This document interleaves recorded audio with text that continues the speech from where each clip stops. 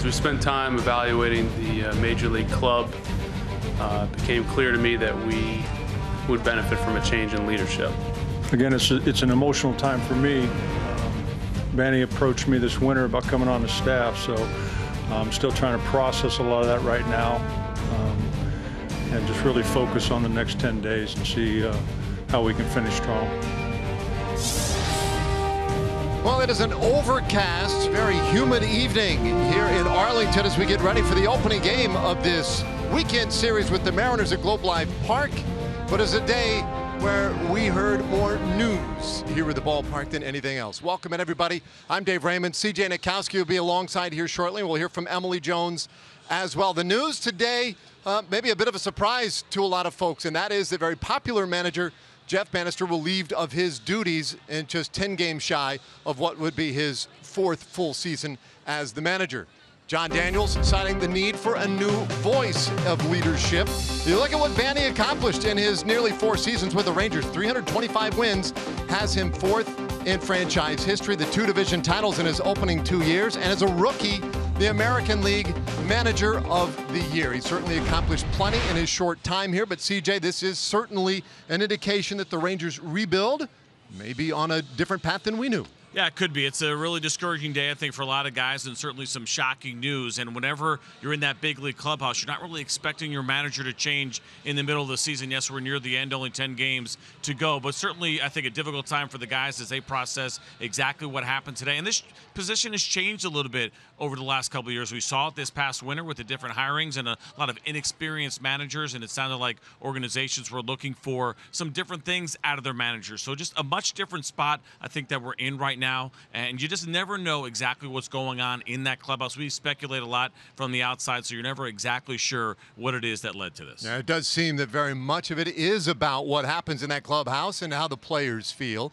And for a little more on their reaction today, we check in with Emily Jones. Yeah, you guys mentioned the timing, and I think that's what caught most guys off guard was the fact that it did happen with just 10 games to go here in the regular season. And as you guys mentioned, John Daniels citing the need for a fresh voice, a new voice coming from that manager's office. When I took that information into the clubhouse and spoke with the players about it, in particular Adrian Beltre, how he would respond to that line from John Daniels, he said, look, we're all different. We all communicate differently. We all handle different types of communication differently. But one thing about this clubhouse is that we're going to handle matters internally. We're going to keep things inside here. So everybody may have a different reaction as to the firing of Jeff Bannister, and there won't be one blanket reaction. He won't speak for anyone else. But Adrian Beltre citing basically that they're going to keep those things in-house from here and from here going forward.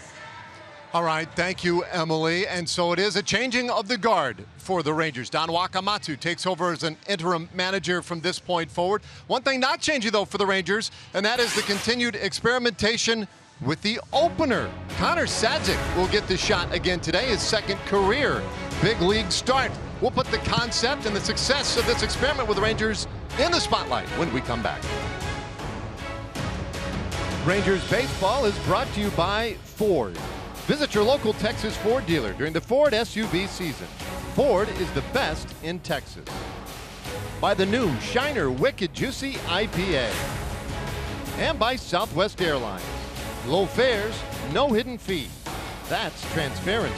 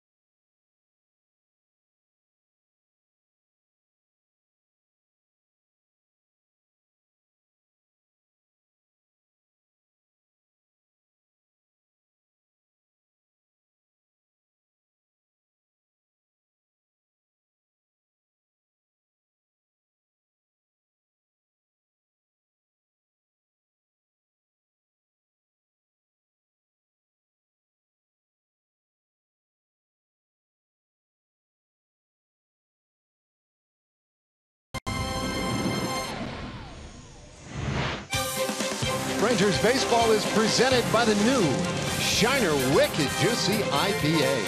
It is wicked juicy here today. Rain earlier this afternoon, more expected later on tonight, but for the time being, we have playable conditions here at Globe Life Park. The Rangers and the Mariners opening game of this series, and in our spotlight today, I want to talk about the opener again. Yeah, so we have seen this now around Major League Baseball, but the Rangers have used it a few times, and I think it's safe to say that it has been successful so far. Sometimes you look at the first guy coming in and say, okay, well, if the opener pitches well, does that mean it is a success, or does it matter as far as what the guy who comes behind him, the primary pitcher? We've seen Gerardo do this 3 times. We saw Yohander Mendez do it once, and you see the overall numbers, and for the most part, it has gone pretty well for the Rangers. You see that 3.48 combined ERA. We'll see it again this evening, and I think right now the evaluation on how much the Rangers will use this going forward is kind of a work in progress.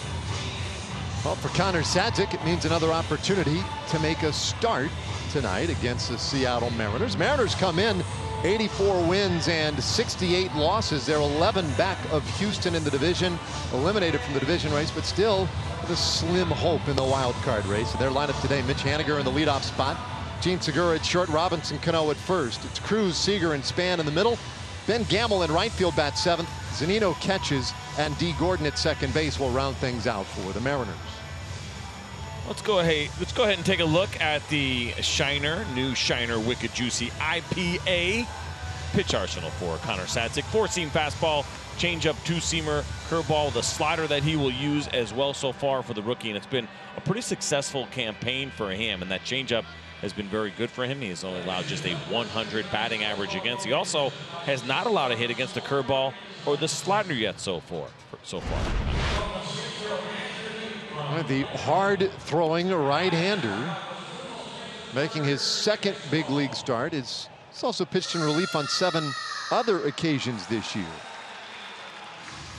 Let's go ahead and take a look at the Rangers defense this evening, which is delivered to you by DeMontron Arvey. It's Willie Calhoun, Joey Gallo, and Nomar Mazara in the outfield this evening. And in the infield for the Rangers, you will see Adrian Beltre at third, Elvis Andrews at short, Rougned Odor at second, Jurickson Profar at first, and it is Robinson Chirinos behind the plate doing the catching.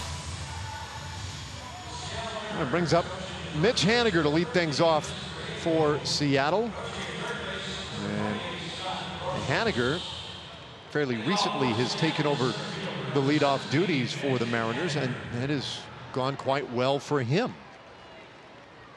Haniger, now this the 38th game for him in that leadoff spot, hitting .333 with 8 home runs and 28 runs scored in those 37 previous starts in the leadoff spot. Scott Service really likes him there, and he takes a strike to get it started tonight. There you go, 15 doubles as well. 78 degrees tonight with that first pitch. Overcast skies, lots of moisture in the air. The breaking ball in there, the count 0-2. And a sharp one, too, from Sadzik. And talked about this with him. We know he's got the good high velocity, high octane fastball, but the success that he has in the big leagues, a lot of that will have to do with that breaking ball, and that was a good one right there.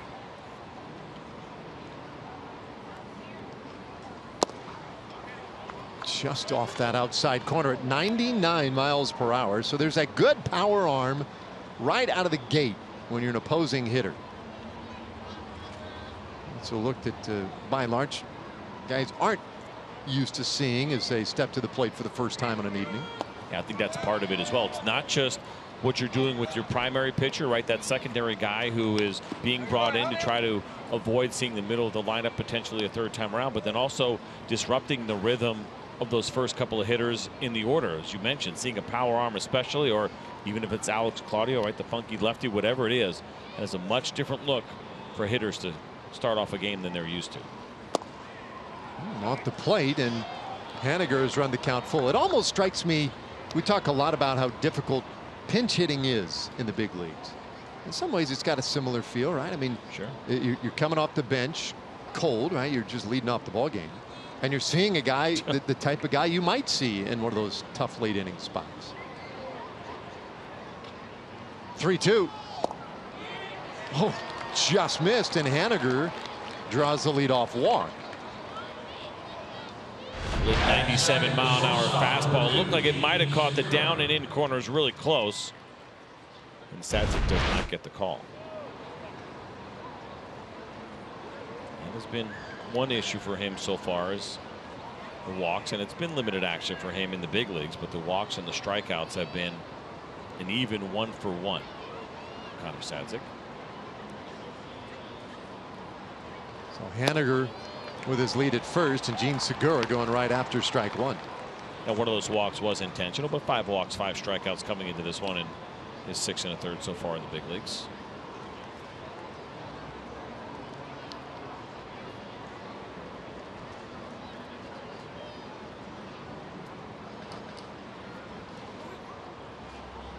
Not a huge lead for Haniger, and he's not going. Segura, a pop up out into short center. Gallo now drifts back a couple of steps, and there's one away. So the Mariners, mentioned, still alive in the wild card chase, but boy, the start of the season they were so good. Really one of the great stories in baseball. 55-31 into Independence Day, but since July 4th, this is a team 8 games under 500. The offensive production has gone down quite a bit. The pitching has hit some rough patches, and now 7.5 back in that chase for the second wild card. They need pretty much a perfect finish from here.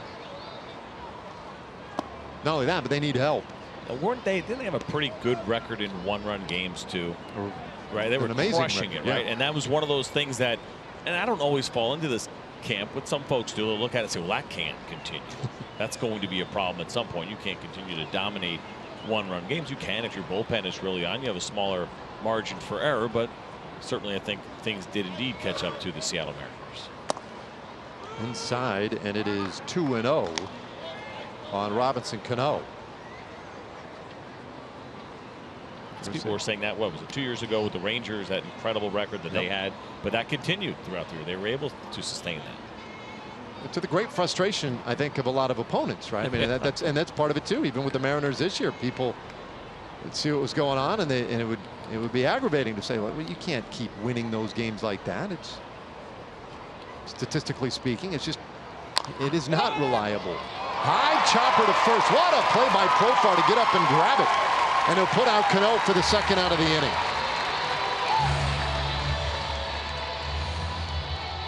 What a nice play by Jurickson Profar, and talked a lot about his year and how he has moved around all the different infield positions so far this year. And playing third base is not the same as playing first. You're on the complete opposite side. You get different bounces, and you see him get up here and corral this ball. Does a nice job of getting back in plenty of time. We know Robinson Cano wanted to maybe not always bust it out of the box, and so it's an easy 3-U for Jurickson after he makes that very nice play. So Haniger now out at second for Nelson Cruz, but there are 2 out. And he takes strike 1. So here you go, 1-run games. Yep. Seattle is 36-21. That's really good. In games decided by 2 runs, they're 16-6. How about this extra innings? 13-1. So yeah, they have had a lot of success winning those close ones late. Cruz takes another strike to count 0-2.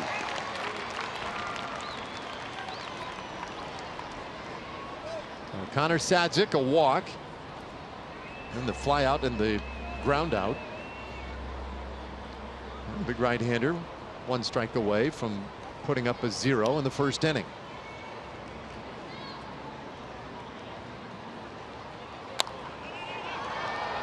Cruz stays alive. It's another good year for Nelson Cruz. It really is amazing to watch what he has done as he gets later and later in his career. This is age 37 season, although he is 38 years old. He's that guy that's got the borderline birthday, July 1st.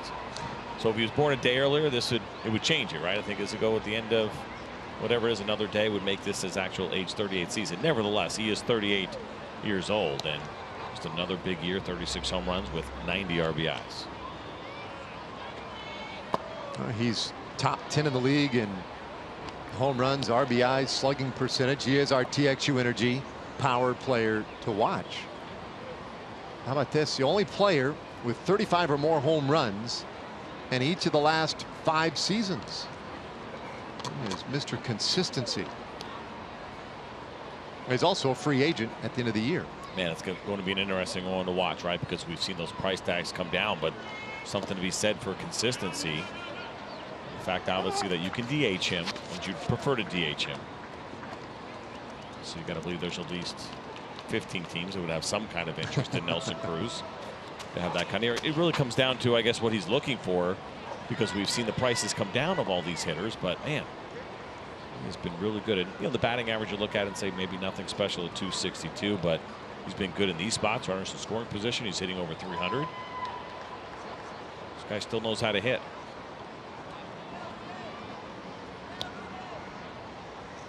He's worked the count to 2-2. And it's now full. I guess you don't want to be the team that gets caught, right?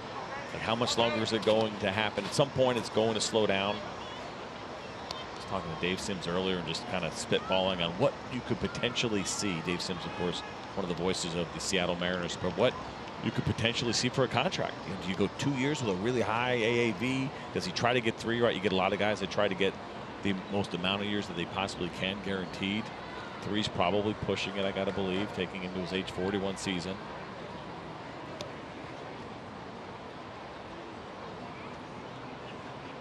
Well, a big payoff pitch here, and he takes that one outside, and Cruz has drawn a walk. So 2 walks here in the first.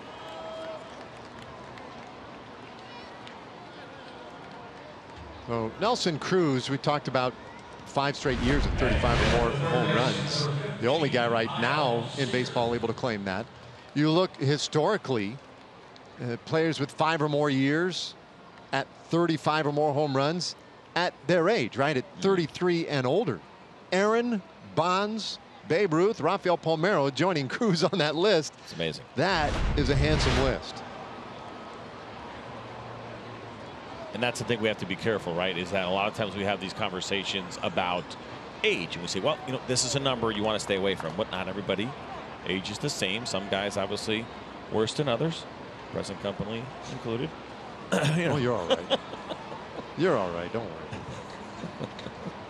No, it's a conundrum of sorts for Seattle.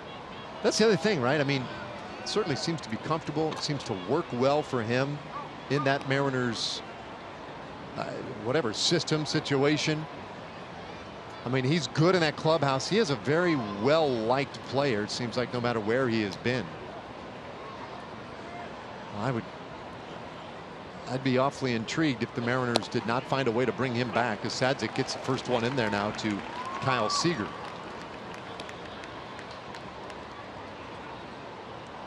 Seager has struggled against the Rangers this year, a 176 average, but don't be fooled by that. A guy who has found a way over the years to do more than his fair share of damage. Takes another strike, 0-2, and Sadzik continues to jump ahead of these Mariners hitters. Now we'll see if he can put Seager away. There is activity in the Rangers pen. So you have Martin Perez up right now to potentially finish off the inning. And then Gerardo, who is going to be used as that primary pitcher, to come in next. And so he has to throw in case the inning ends now, and he's used to that starter's routine. He needs a little bit more time. This one in the air out to center field. Gallo going back on it, and he makes the play. That ball is carrying pretty well. Inning is done. And the Rangers managed just 3-2. Oh, welcome back, Joey Gallo. I guess the toe feels okay as he ranges to his right, reaches up, makes a nice play deep center field.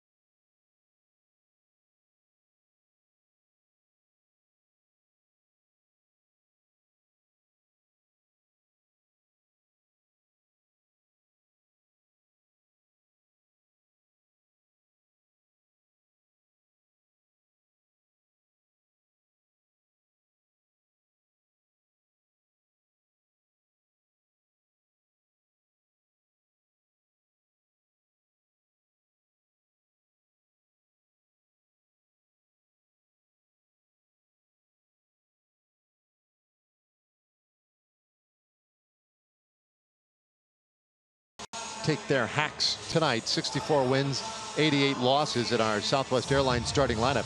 Chu leading it off as a DH. Profar at first. Elvis Andrus at short. In the middle of the order, it's Mazzara, Beltre, and Odor. Chirinos does the catching. Gallo back in the lineup at center field, and Willie Calhoun in left will bat ninth. That all against Erasmo Ramirez, making his 10th start of the year. 2-3 record, a .565 ERA. Gets one right in there for a strike.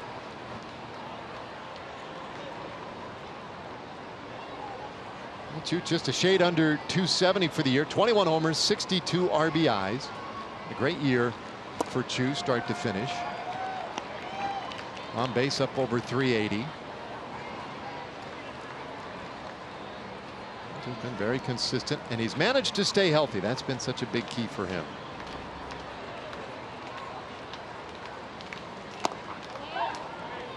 Won't take the bait on that one. 1-2.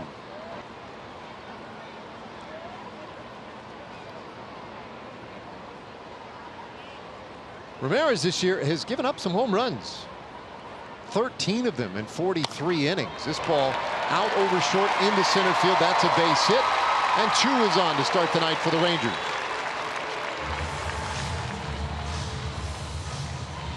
Take a look at the replay here on the Chu base hit that finishes out left center field. Good look at that kind of change-up grip. As that ball fades away, it finishes off the plate, but this is what Chu does so well. You see him kind of reaching, staying balanced, and just slapping that thing into center field. Yeah, you mentioned those home runs. They've been an issue, but they've come in bunches. Kind of a weird way that Ramirez has gotten there. He allowed 3 home runs in his last game. He allowed 3 in his previous 6 games combined. And then he let up 5 home runs in a game on April 27th. I thought, well, that must be pretty weird. Almost like 4 or 5 other guys that have done that this year, allowing 5 home runs in a game. That was right before he went on the DL back in April. Yeah, he's had a couple of stints on the disabled list this year. A man on, Profar. Gets this one foul in the count 0-2. Jurickson with 18 home runs and 74 RBIs. A real good all-round season for Jurickson Profar. Today getting the start at first base. Yeah, there you have it. Career highs in those 2 big run production categories. And an OPS closing in on 800 for the year. That'd be nice to get to that number. Finish the year at 800 or better in his on base plus slugging. Oh, absolutely. I think that's one of the more common numbers that if you're looking for one that you can universally get a lot of people to kind of wrap their brains around and agree, whether they're in the industry or just fans. OPS, as you mentioned, the on base and the slugging, and to see him well above league average is definitely a good sign for Jurickson. Oh, Erasmo Ramirez strikes him out for the first out of the inning.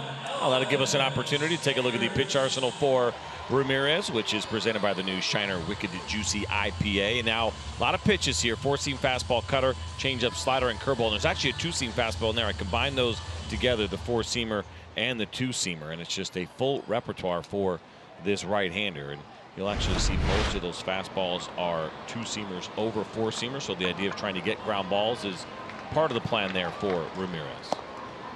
Not a huge strikeout guy, just 6.5 strikeouts per 9, but he does a nice job of filling up the strike zone. His walk rate, 2.1 walks per 9 innings. That is an excellent rate.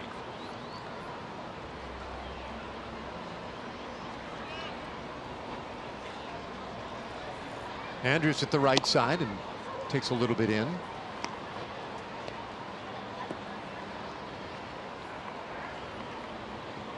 Elvis, 6 home runs, 32 RBIs this year.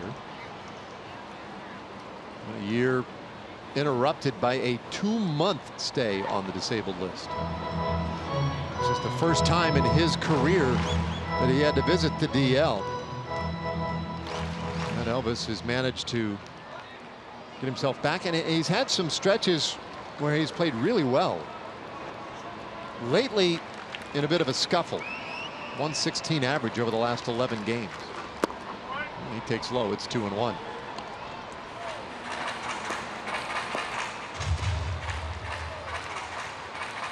But earlier there was a stretch. He had a 19-game hitting streak. He was tied for the longest in baseball this year.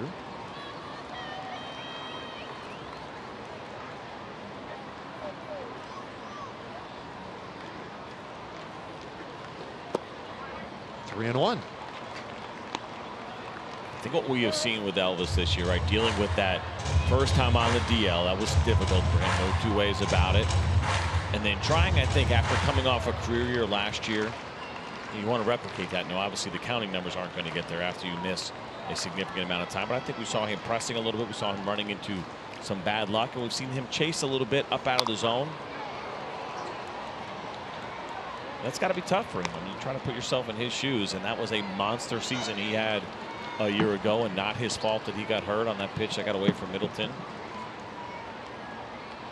And you want to prove that last year wasn't a fluke. And I think when you get into those spots, you probably press a little bit to try to get those numbers back up quickly.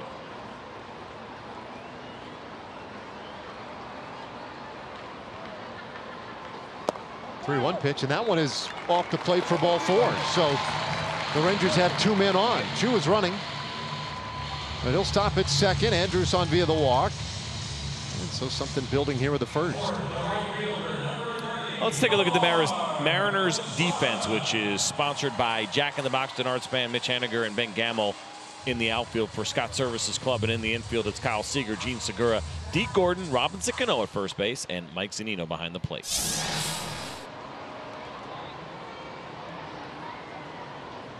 So set up nicely now for Nomar Mazara. 20 home runs on the year, 74 RBIs for Nomar. His average close to 265.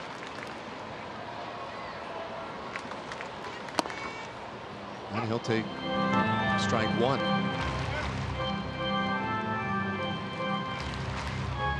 10 of his last 16 hits have been for extra bases. One of the few guys who has pretty decent numbers against Ramirez. 3 for 6 against him. And the count 1-1.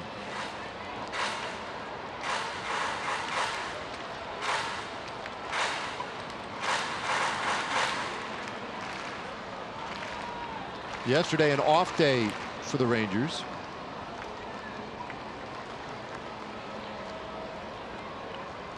A little break for everybody, including Nomar. 1-1 pitch, that's low. Nomar, since coming back from the disabled list, now this is his 29th game since returning.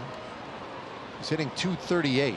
We see this with a lot of guys right now. The numbers may be down just a little bit in terms of average. On base, last couple of weeks have been tough. He's been really good in these spots, though. And listen, there's not a hitter in the league that doesn't like getting ahead. And when he has been in these spots so far this year, he's hitting .452 when the pitcher gets by. Now, league average is high at .356, and you would expect that, but he has been nearly 100 points better than league average. Out to left field, but Span is right there. And there are two away. And hit the third baseman, number 49, Adrian Beltre. Well, that'll leave it up to Adrian Beltre.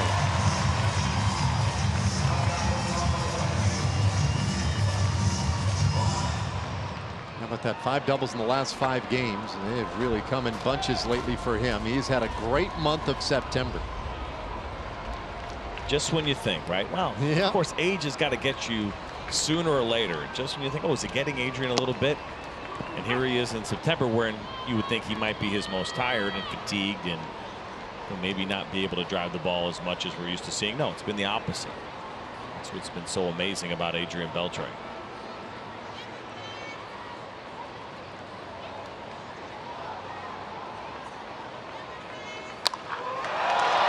This one deep out to right field.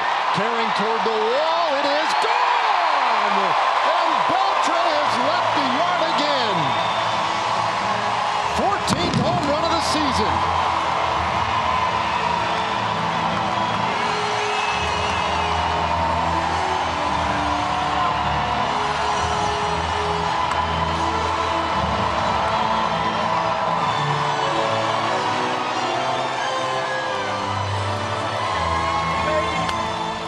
Rangers strike first tonight. 3-0 on the Beltre long ball. Look out. Helmet off. He's keeping an eye on any teammates that might be feeling a little bit frisky.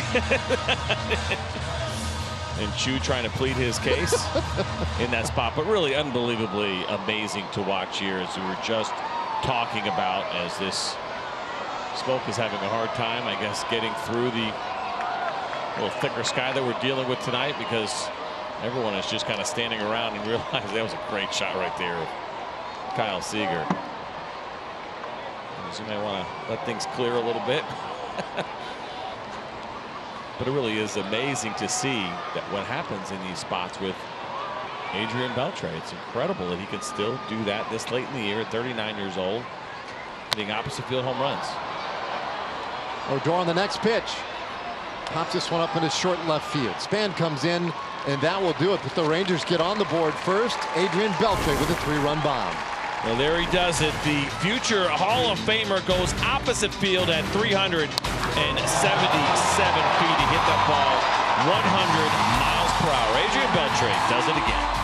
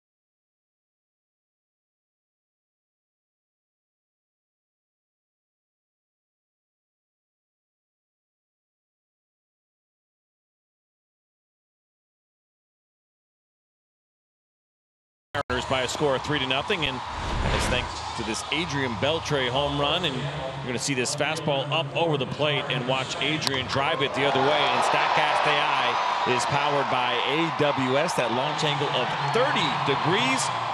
Luckily, Statcast will not count the error on that fan, but the opportunity of a lifetime. Now, he ended up high-fiving his buddy who did get the ball, so I guess you get to kind of sort of keep it in the family. But that was a golden opportunity. We saw what happened with Adrian's last home run. Fan took great advantage of his opportunity, reeled it in with the glove in left field. And that is why you bring your glove to the ballpark. Yes, it is. Ariel Jurado goes to work now in the second inning. So Jurado will get Span, Gamble, and Zunino. There are those numbers, and just like Connor Sadzik, very similar with the walk to strikeout ratio, pretty even at 1-to-1, and even 1-to-1 for him. And Sadzik had one more walk than strikeout coming into this game. And so these rookies figuring it out as they navigate their way through big league lineups for the first time. Jurado, a guy that you don't look at for a lot of swing and miss. That's not what his game is about. It's the ground balls. It's the good use of the sinker. A two-seam fastball, which you will see 62% of the time. Span lifts this one out to center field, to right to Joey Gallo. One away.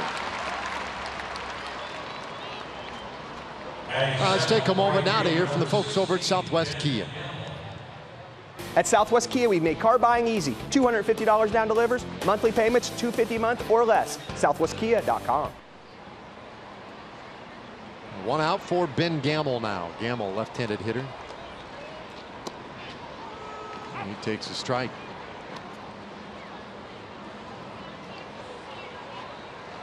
Just one home run and 16 RBIs this year for Gamble. It's jammed up there. The count 0-2.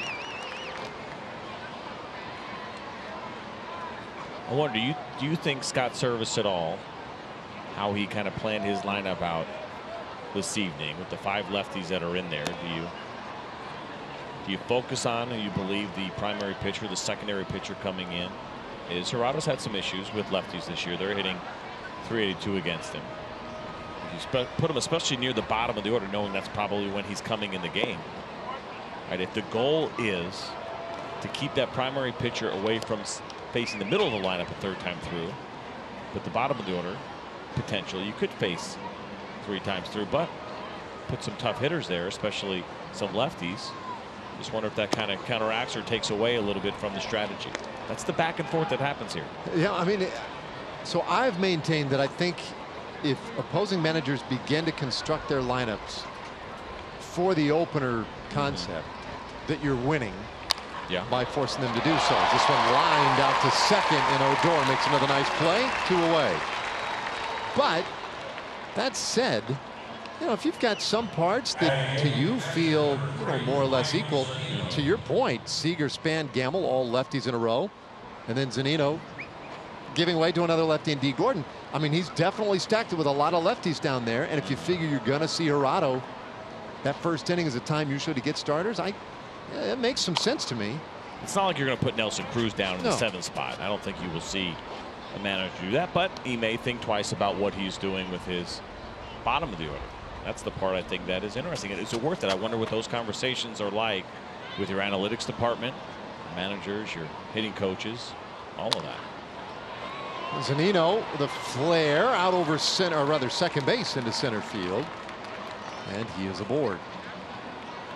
So Andy Green did that when we were in San Diego, and he admitted it. He said before the ball game, yeah, one little tweak I made in concession, and as I recall, it wasn't a big one, and I don't think it really had a you know, a marked effect on the game, but I did think it was interesting that you would even consider that.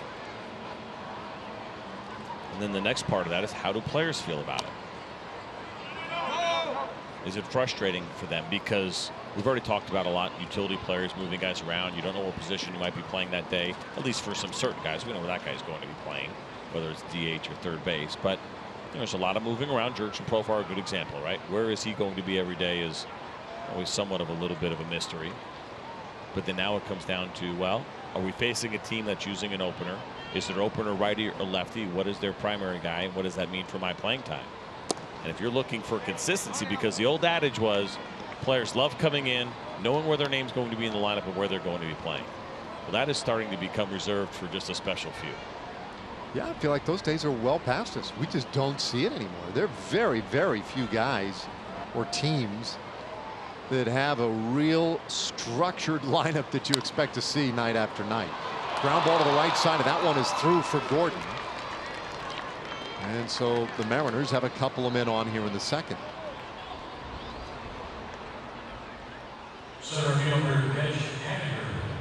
Now the top of the order coming. Hey, be here tomorrow night. The last Saturday home game this year.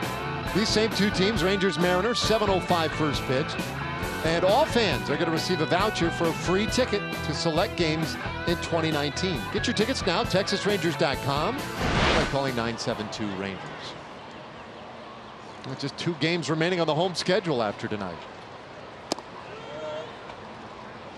7 of the final 10 against the Seattle Mariners. Yeah. We haven't played the Astros since when? July? July, yeah, late July.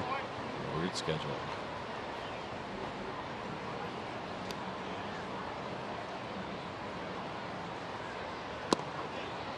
Breaking ball, that one catches a corner. 1-1 to count on Mitch Haniger.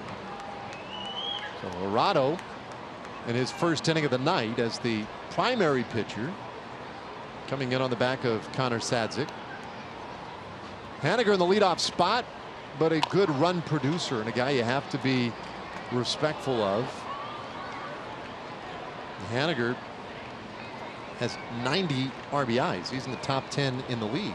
That's a perfect example of how a leadoff guy gets his opportunities. We're just talking about stacking the lineup, maybe using some of those lefties, and your 8 and 9 hole hitters get a couple of base hits. I mean, there's opportunities. If D. Gordon is batting 9th, you know your leadoff guy is going to get some RBI opportunities.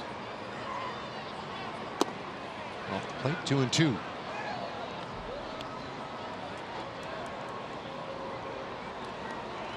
He's in that spot as D. Gordon, where he's had a hard time getting on base, well below 300 on the on-base percentage this year, but he can still make some things happen once he gets on the bases.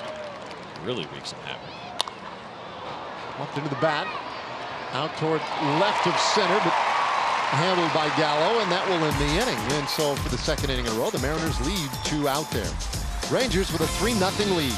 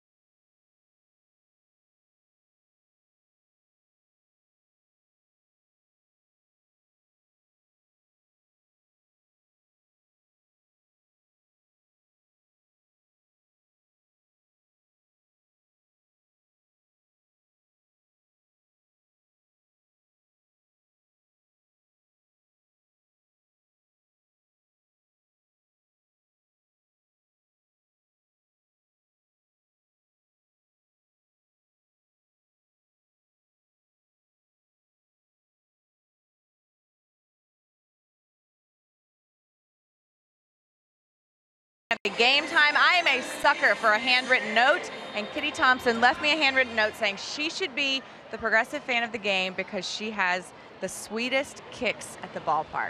So I came to find out if that's true, and let me tell you something, guys. Oh my. Absolutely is. Kitty, tell me the story behind these. I just have a couple of other pairs of shoes made by this same guy, and I called him and I said, can I have some custom-made ones with the Ranger logo on the toe? And he said, sure. So I got them. Very snazzy. You get a lot of compliments on that? All the time. We'll consider this the latest. They're looking good, girl. Progressive Fan of the Game for those kicks, guys. Oh, nice. They look comfortable. The socks weren't too shabby either. Those are pretty cool. Now, the handwritten note issue, I don't know about you, but my handwriting is, it's gone in the tank, man. Digital age is killing handwriting. How about yourself? Can you still write a nice note? Well, I've never had good handwriting. Yeah. My mom threatened to take me out of school and homeschool me when I was in second grade. Yeah, because my handwriting was so sloppy. She's like, no recess, no lunch with all the other kids. Really? You'll just be here. We'll get that handwriting correct. It's like, geez. And? Never got any better. Really? So was it? I called her bluff. She didn't want me home all day. That's a good point. I wrote 2 notes today, and they were absolutely atrocious. It's embarrassing. No spell check in my hand either, which is a real that's problem. the killer for me. I before what was that rule? Oof. It's embarrassing. A full count here to Robinson Chirinos leading off the second inning. Chirinos, Gallo, and Calhoun. And this one fouled over to the right side, out of play.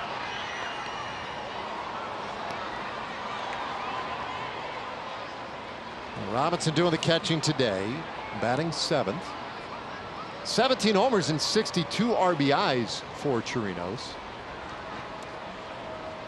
So he's had a really good year in that respect, driving in runs providing the power again. This one out to right center field and hangs up just long enough for Ben Gamble to get there. On away. All right, now Joey Gallo. And Gallo, another guy who has some good numbers against Erasmo Ramirez and also has shown some power. Now, this is all the way back in late April. That slightly opposite field over those guys in the bullpen who pretended like they didn't even see it. Not even a flinch. They knew that ball was easily going to clear all their heads out there, and it's kind of always part of it. You remember these things as a pitcher. You remember home runs, and you should, but you remember the big ones, the opposite field home runs you remember a lot. And then you go through that process and asking yourself, okay, do I want to be a guy who's responsible for another one of those dents in the wall? Probably not. All right, so what do I do about it? Was it a bad pitch on my part? Is that a strength of his? Has he done that to other righties? And you go through all of that. Ramirez certainly has, and that's what the reports are for, and all that advanced scouting. And he tries to come up with a game plan, and so far that game plan is don't throw a strike. So if you cut the field in half through the pitcher's mound, second base, and over to the left side, and he hit that ball to the left side, there's only one defender on the left side of the field, and I mean the entire field. Yeah. Denard Span. No, out there and left. There's no infielder. And Span, the only guy to the left of. I mean, so they don't think that Gallo's going that way here again. Which is amazing, right? The highlight that we just showed you. Yeah. We know he doesn't go opposite field too much. And the reality is, if he does, it's probably going to be something high in the air, or it's going to be over the fence. I didn't defend that one. Well, the little trickler down the first baseline turns foul. 2-2. Really be showing me something if you position somebody there. But Joey Gallo just does not hit very many ground balls to the left side. I mean, you take a look right there. I mean, that is absolutely amazing. Nothing. You have more umpires on that side of the field than you have defenders. You have better chance of drilling an umpire than hitting it at a player. That is amazing. Van over at third. Rackley at second.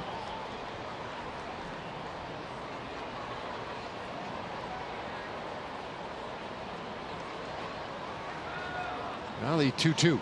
That one low and inside. Full count. Now there's a reason behind it. Why do they shift Joey Gallo? Because they know he's dead pull. It's pretty amazing what we're seeing. You should take a look at his overall numbers for the year. That career high 87 RBIs for Joey Gallo. And he certainly would love to add on. Be tough to get to that century mark here with 10 to go, but won't be for lack of effort. Well, he takes his 71st walk of the season. So he is aboard here for Willie Calhoun.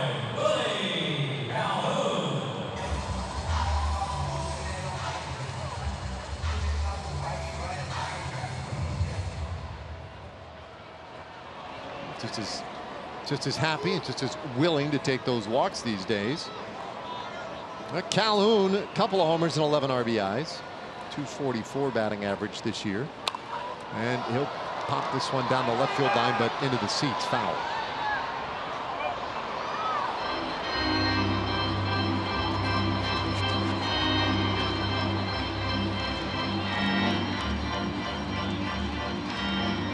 Rangers got 3 runs in the first inning on the Beltre homer.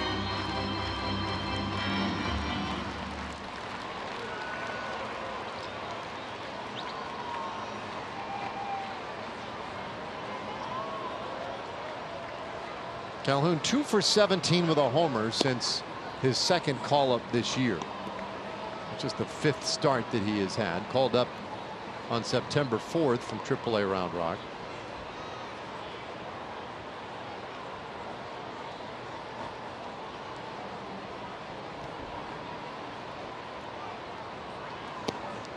Way outside, and it is 2-1.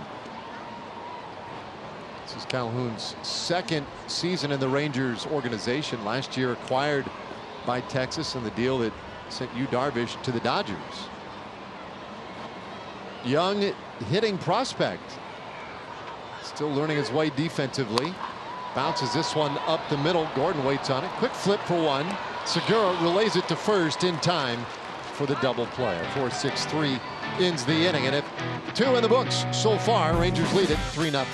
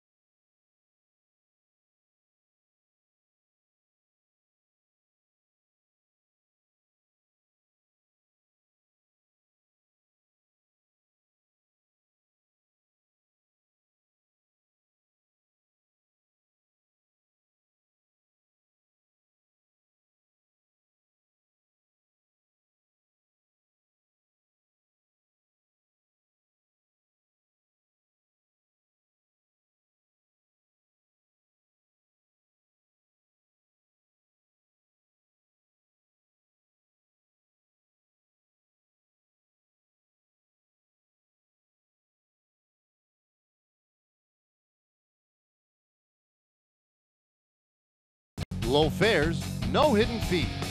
That's transparency. And by the new Shiner Wicked Juicy IPA. Globe Life Park tonight as we go to the third inning, and Gene Segura will start things off for the Mariners. Segura, Cano, and Nelson Cruz. Opening game in this final home series of the season. A bouncer to shortstop. Andrews with a good strong throw, one away.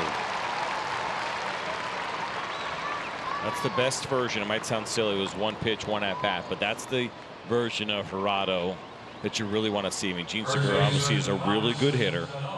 If he can keep that two-seam fastball in the zone, keep the movement from not going horizontal but getting a little bit of vertical on it, that up to down, so you get hitters to swing early and hit the top half of the ball. That's what you want. We've seen him have his good games. That's when he's on. That's what works, and he's just got to figure out, how can I do that consistently, not just throw strikes, but get the movement that he wants on that two-seam fastball consistently. And then the last part is finding the secondary pitches that'll work best. He doesn't use them a ton, but he still needs to have them. No, the big swing and a miss, 1-1.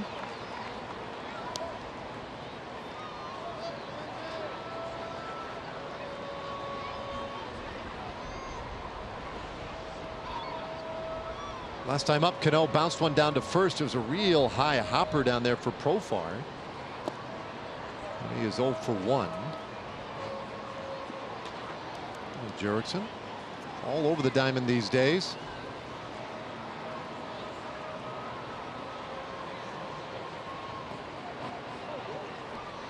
I suppose a couple years ago might be a place where you would not have expected to find Profar. Say the same about Cano. That's where he has started tonight. 3-1 the count. Served an 80-game suspension this year for violation of Major League Baseball's drug policy, and once he came back, he's sort of had to figure out where he can fit in, and he takes the walk here in the third inning. All right, our big story, as we like to call it, and we knew it was coming, but the Boston Red Sox, with their third straight American League East Division title, and they finally clinched it yesterday in New York, their 104th win of the season, with what, 10 games to go? So 9 games, I guess, to go for Boston. So we'll see what that final number ends up looking like. But what a year it has been. That's a sweet one for them, because they get to do it in the Bronx. Listen, they'd love to do it at home, but if you can't do it at home, the next place you'd like to do it, if you're a Boston Red Sox, is right there in Yankee Stadium. And that's exactly what they did, and it's probably even a little bit sweeter. Got a couple of rookie managers there, Alex Cora, Aaron Boone, but I believe that the majority of people that were trying to handicap the American League East, they were giving it to the Yankees this offseason after they picked up Stanton, added him to the lineup with guys like Judge, and assuming Gary Sanchez was going to be healthy, there was all kinds of talk of what kind of records they could set and how easily they were going to win that division. And it was actually the Boston Red Sox when it was all said and done by a pretty healthy margin. The second largest division lead and division capture this year in baseball. Cleveland will end up more than likely with a bigger margin. The Indians with a 14-game lead over Minnesota. The Indians also with the fewest wins among any division leaders in all of baseball, but they just happen to play in a bad division. What Boston did in a great division is that much more amazing. The 1-2. Cruz takes outside.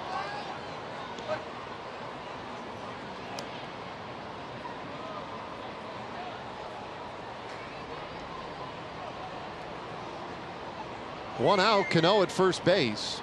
Cruz walked in the first inning, but that was against Sadzik. And he swings and misses here. A foul tip into Chirinos' glove. 2 away.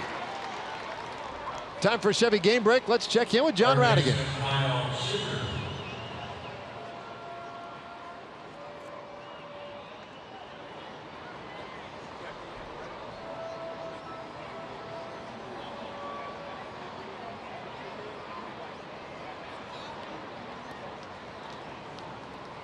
Good, buddy. Thank you. Over and out. That's been a rough White Sox season. 92 losses. And though their season long over, I can't imagine the delight in upsetting anything the Cubs are trying to do. It's huge. And Milwaukee still has a shot at taking that division.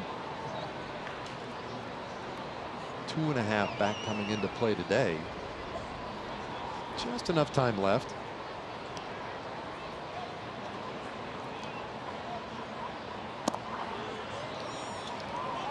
So let's take a look at the National League Central. So now up to the minute, a 2-game difference, and those 2 games in the loss column as well as the win column. So Cardinals 5 back. They're not going to win the Central Division, but the Cardinals a great chance of the wild card. There's a strike, 2-1. So we always talk about schedule and say things like you look at, right, just as the White Sox beat the Cubs, and at some point, well, they got a softer schedule. Well, the Milwaukee Brewers, they're playing the Pirates tonight. They're losing to the Pirates right now 3-1. They're in a delay. They're 5-11 against the Pirates this year. To think that that is what was going to get in the way of them winning a division, right now 6 games under. Even if they had gone 500. Yeah, that's crazy. Right? To think that they could have won a division had they taken care of business against a team like the Pittsburgh Pirates. And that's not a knock on the Pirates, just not having a great year. Not a team that you expect the Milwaukee Brewers, with the year that they are having, to be 5-11, and they're losing tonight 3-1. Who is it, though? There's somebody in the National League, I think the National League, who's been just stopped by the Reds this year. A bad year for the Reds. They just can't seem to beat them. This one fouled away by Seager. Keeps the count at 2-2. That's the Brewers went 13-6 against the Reds this year. But you run into those teams, and it happens, and it's pretty crazy when it does. And you kind of left there scratching your head, but that's what's great about our game. Might be the Dodgers. Dodgers having trouble with the Reds this year. Take a look here. The Dodgers, by the way, Dodgers are yes, they're 6-1. The Reds are against the Dodgers. Yeah. So the Dodgers won 1 of the 7 games that they played this year against the Reds. This one high in the air out to short right field. Andrews takes it with a little traffic out there. There's Buddy Odor, but the inning is done. And so we played 2.5 so far. Rangers lead 3-0.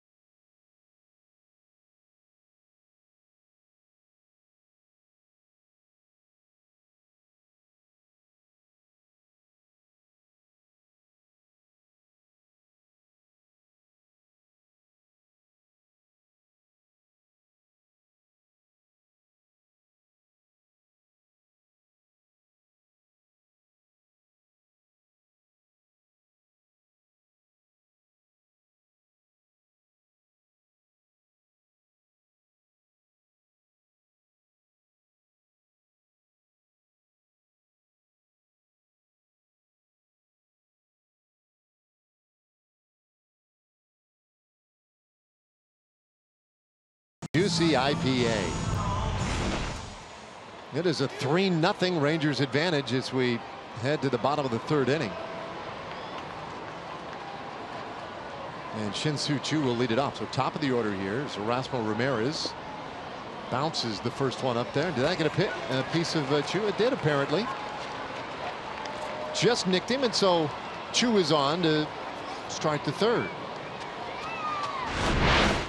Take a look here. Looks like a slider grip down and in. Did it catch him on the top of the shoe? It did. It look like it might have hit the ground first. Not that that matters.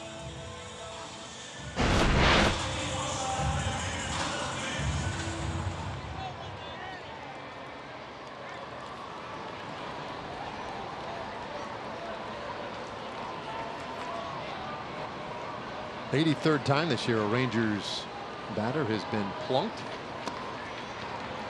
Profar takes one down to the. That might not be fair usage of the word plunk.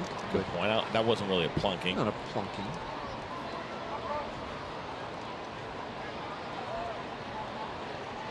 Been hit by a pitch anyway, so Chu is on.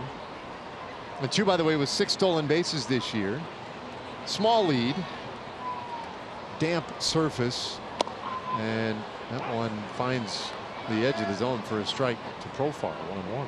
So I would not have known that. One of those things I probably don't pay that close attention to, but that the Rangers are second in baseball. The hitters have been hit the second most in the game. Did you know that? Yeah, well, only because Stevie and I have been all summer keeping close count of it. They get hit all the time. So the Rays are leading all of Major League Baseball. They have been hit 93 times coming into tonight. The Padres have only been hit 30 times, the least in baseball. Which there's a joke to be made there. I know which one you're. I can see you smiling already. It's not nice. Not a nice joke. 1-2 pitch, and Profar stays alive. As my wife likes to tell me, there's a little bit of truth in every joke. There often is. It's true. Well, I mean, she uses that if in case I don't make any joke about her. I'm just joking. No. I think you really think that. I think sometimes there are jokes that are just meant to be jokes.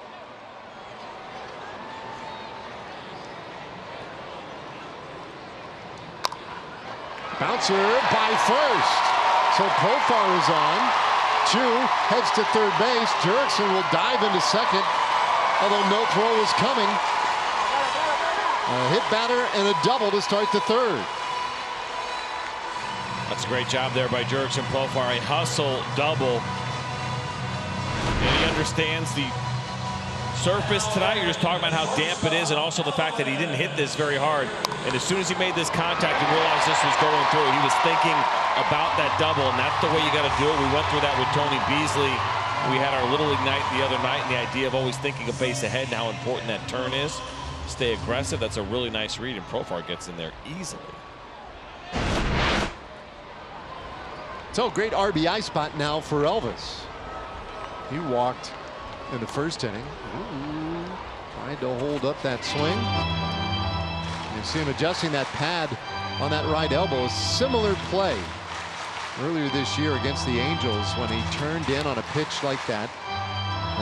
Came riding in on him, hit him on that elbow, broke a bone in that elbow, and forced him to miss 2 months. Looked like that hit the bat and then hit the elbow potentially. Pretty frustrating.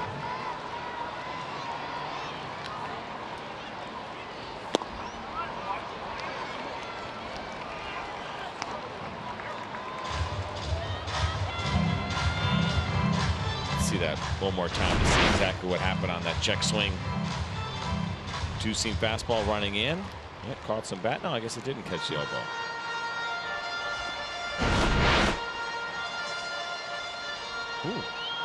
Visit here in the third inning. You got mid-at-bat pitching coach visit. You don't see that too often. You don't. In our Southwest Airlines bullpen live look, they're getting ready out there right now. So I wonder that could be one of two things, right? Where you actually saw something that you wanted addressed, or you realized if a big hit comes here, you want to make sure you have your lefty to face Nomar Mazara, who is sitting on deck. And the way that Stottlemyre went out there, jogged back in a little bit. I don't know if that was necessarily about buying more time for his reliever, but nevertheless, an unusual kind of visit in the middle of the at-bat. 1-1. And that one popped up on the infield. Dee Gordon finds it, and that is out number 1.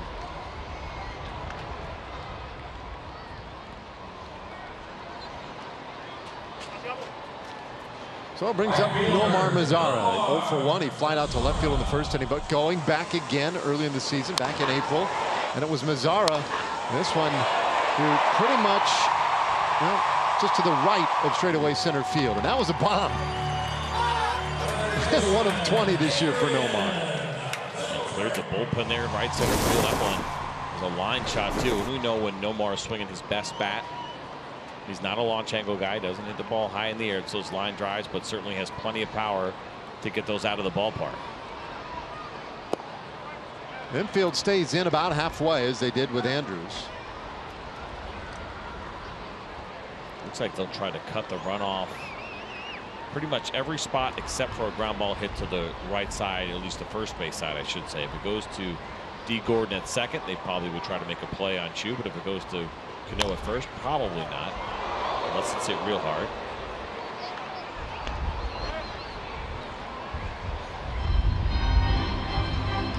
And that's the spot when you look at Cano and the way that he's playing deep on the first base side there. Of course, they're thinking if Nomar Mazara pulls a ground ball, they don't want to give him the opportunity to get it through, right? So you back up further to give yourself some more range. You concede the 1 run. You don't want it to happen, but you likely concede the 1. If you play up, you risk that chance of 2 scoring if that ball gets through. Mazara chases in the dirt. 1-2 the count.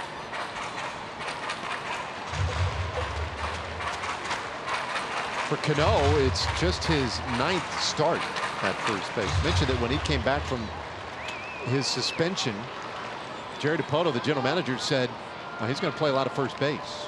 We like what Dee Gordon's been doing at second. Well, he has played some first, he's played a little third, and he's also gotten back in there at second. But still a new position for him. There's Dee, center fielder turned second baseman.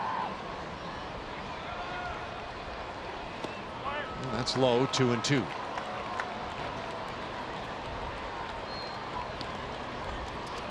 He's still done most of his work at second. So what do you think going forward? Dee Gordon is under control. Robinson Cano's got a couple of more years on that deal. You try to just make him a full-time first baseman. Nelson Cruz, we mentioned, is a free agent. Would you want to use Robinson Cano as just your DH? Ooh, strike 3 call. Mazara down looking, 2 away. Now Nomar didn't like that one. He thought that pitch was in off the plate. Working hard. This one was really close. Take a look at this. Fox Tracks had it probably maybe catching a little bit of the corner or just in. It's a little cutter, didn't have a lot of movement. I think Nomar probably thought that ball was going to move a little bit more. And you work so hard in an at-bat and you feel like you were successful, and then to have it taken away from you like that, at least the way that Nomar believes it was, is always a little frustrating. So Beltre, who has driven in all the runs tonight, a home run back in the first inning. That, by the way, he came into the game tied with Stan Musial and Willie Stargell with 475 career homers. And that home run in the first moved him past those 2 Hall of Famers, now 30th on the all-time list by himself. On the count 0-2.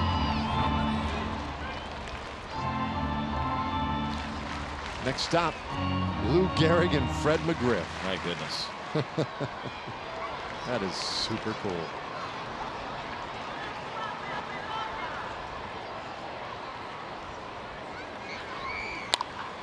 Well, this one lifted in the air to the right side, but foul. You never really hear Adrian talk very much about his own accolades. It's not something he's comfortable doing. And then also, a lot of players will tell you that you feel like you're starting to come to terms with the end while you're still out there competing and preparing. That's really difficult to do, but it's hard not to wonder, at least for us. We like round numbers, right? So, is there 500 in there? Does he have it? I mean, certainly a full season he could get there, and I wonder how much Adrian, deep down, if he does care about that at all, to go 3,000 hits with 500 home runs. 1-2. I don't know. I don't know. It's tough. He's a tough one to read in general, but It's just been so hard, I think, the last couple of years staying healthy. And all the work that goes into just getting himself out there every day. I don't know. He's still a blast to watch, though. 1-2. And that one is outside. 2 balls and 2 strikes.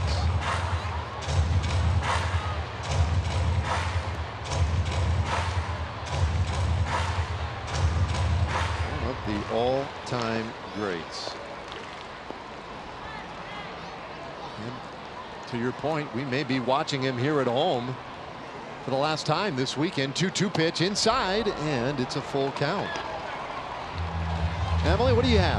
Well, we had a conversation today, Adrian and I did, about those numbers, and is there anything out there left that he feels like he hasn't done? And he said, aside from winning a World Series, I really feel like I've accomplished everything I want to in my career. I've done everything I wanted to do personally and even as a team, other than win that World Series.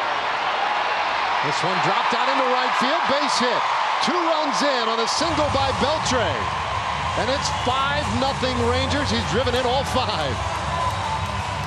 Absolutely amazing. He hits the opposite field home run at 100 miles an hour in his first at-bat. He gets down in the count 0-2, fouls off a pretty tough cutter, works it to a full count, gets another tough cutter right here, borderline pitch, and he reaches out, and as Adrian Beltre does so well, makes contact and enough to get that ball down in the outfield and to drive in 2 more runs. Simply amazing. 61 RBIs on the year for Beltre. Season high 5 already tonight. And the captain with a smile on his face. Rangers with a 5-0 lead, and the Mariners into the bullpen.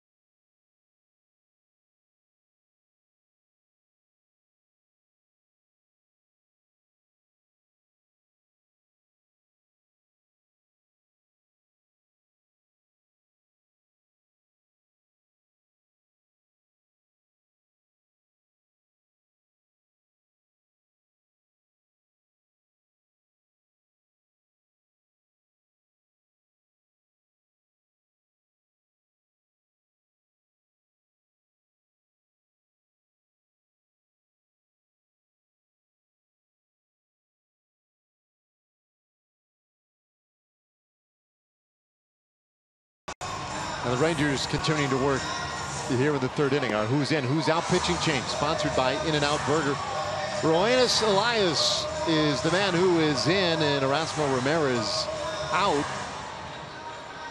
And Ramirez is still responsible for the base runner, Adrian Beltre, but Elias coming in for the 21st time. You see the overall number is pretty good for him. Not a big strikeout rate for him, more of a contact pitcher, but has done a pretty good job filling up the strike zone. And what you'll see from Elias is a good fastball, one that averages at 94 miles an hour. You'll also see that curveball and that changeup as well. And the splits, not as favorable as you might think against lefties. They've hit 300 against him this season. He's actually done a very nice job against righties. Right-handed batters have hit just 214 against this left-hander. So those backward splits, but nevertheless, Scott Servais still wants to bring him in against the lefty and give him an opportunity to face Rougned Odor. Odor popped out in the 1st inning, 0 for 1. And the first pitch from Elias, that one in there for strike 1. Beltre, by the way, with the 5 RBIs tonight. It gives him 1,703 in his career. He's passed Jim Thome, Reggie Jackson is 23rd on the all-time list there. 1 ball, 1 strike on Odor.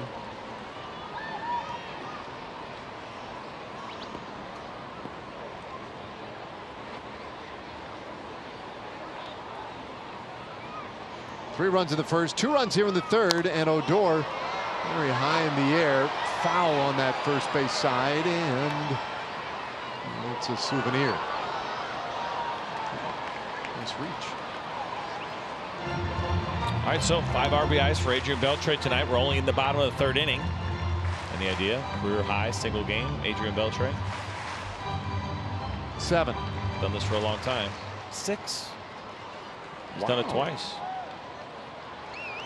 So maybe a little personal history for Adrian Beltre. Oh, look at these guys. I just say it and the graphic just pops up. Boom! This one hit hard out to right field. That's a base hit. Back-to-back 2-out singles. And the inning continues.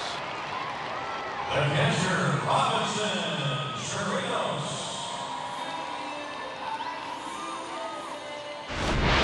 Well, I mentioned the struggles against lefties for Elias this year. Now, the first breaking ball that he threw to Rougned Odor was a pretty good one. That one, though, stayed up in the zone, and Rugi having a very nice season. We've talked a lot about the offensive adjustments he has made, and coming into tonight with a .260 batting average against lefties, you'll take that from Rougned Odor, and that success continues with that base hit right there.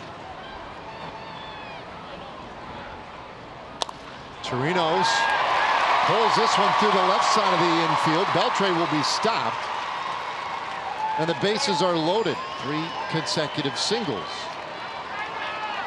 Now batting the center fielder, Joey Gallo. The bases are loaded for Joey Gallo. Good job by Robinson Chirinos to keep things moving here with new pitcher coming in and gets that pitch down. It's a ground ball to the left side, and the Rangers have put together a nice 2-out rally together.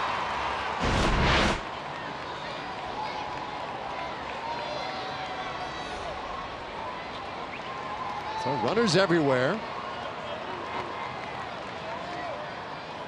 On the first pitch, Gallo takes low. Joey walked in the 2nd inning. Look at the last 7 games for Joey. The number's very good. Big left-handed slugger. He's never hit a grand slam.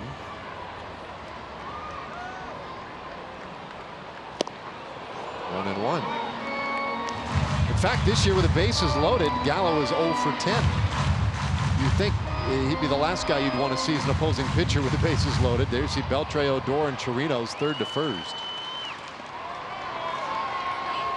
I can't imagine that Gallo could get shut out for the year with the bases loaded. I'm with you on that. That one off the glove.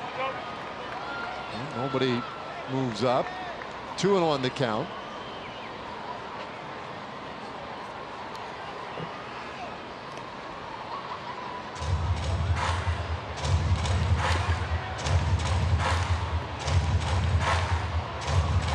Gallo already with a career high 87 RBIs this year. Last year hit 41 homers. He's at 37 this year with a little better than a week to go. 2-1. That's a good pitch. Evens the count. 94 right on the corner after Joey was looking at a couple of those breaking balls. Always makes that fastball play up a little bit higher. And listen, 94 is a good fastball. Those 3 breaking balls that were swept away. Only one of those in the strike zone. That gives that fastball a little bit more of an advantage. Full count now.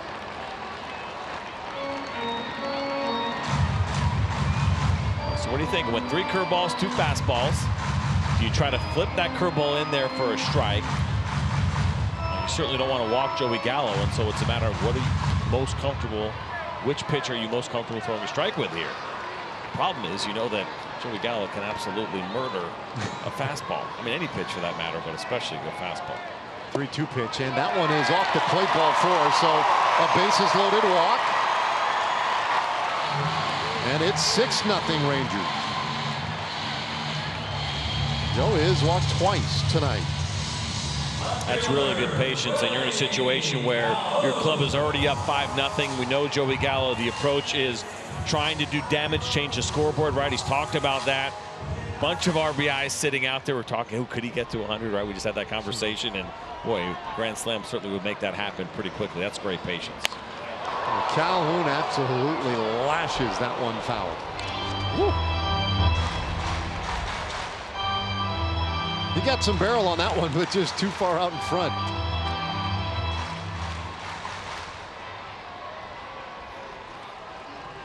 I wonder, after what he had seen to Odor, first pitch breaking ball, Joey Gallo, first pitch breaking ball, if maybe he was sitting or at least looking for that curveball, and that's why he was out in front of the heater. 1-1 the count. So Elias has come on, give up the single to Odor, the base hit to Chirinos, and then walked Gallo with the bases loaded. And we can close the book on Erasmo Ramirez. 2 2/3 innings. He allowed 6 runs on 4 hits and 2 walks. Well, the breaking ball, and that's off the plate. 2-1 the count. Calhoun is the 9th batter of the inning for the Rangers.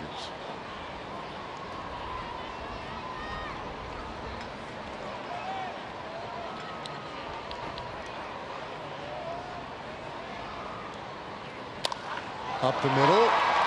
And therefore it is Segura, and he'll go to the bag. The inning is over.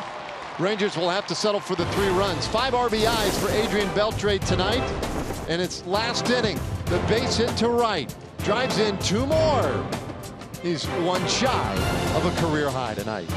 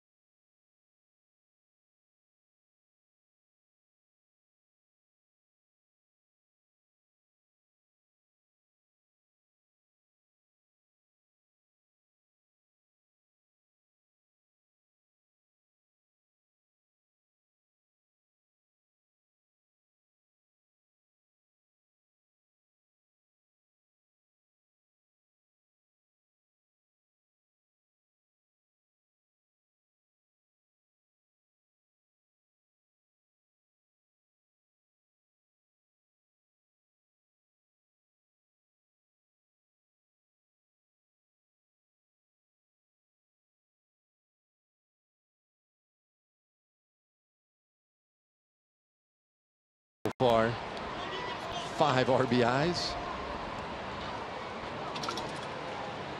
The veteran, 39 years old. Meanwhile, this youngster, just 23 years old, Ariel Arado, 2 scoreless innings so far under his belt as the primary pitcher tonight. And he puts the first one to Denard Span right on the outside corner for strike 1.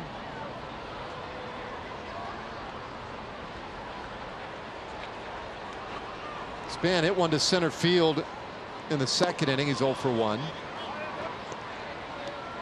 Seen a couple of fastballs like that from Gerardo to the lefties, where that ball ends up running way off the plate more than he wants it to. Looks like he might be spinning out those mechanics just a little bit. Weak roller out to second base. Span retired, and we're underway here in the 4th. Well, hard to believe it, but coming up this Sunday will be Fan Appreciation Day. Fans get a 2018 Rangers team photo, complete with next year's schedule on the back. Also, fans will get a voucher for a free ticket to select games in 2019, and we're giving away every inning during the game lots of different things, including autographed baseballs, jerseys, etc. You can get your tickets at TexasRangers.com or call 972-RANGERS.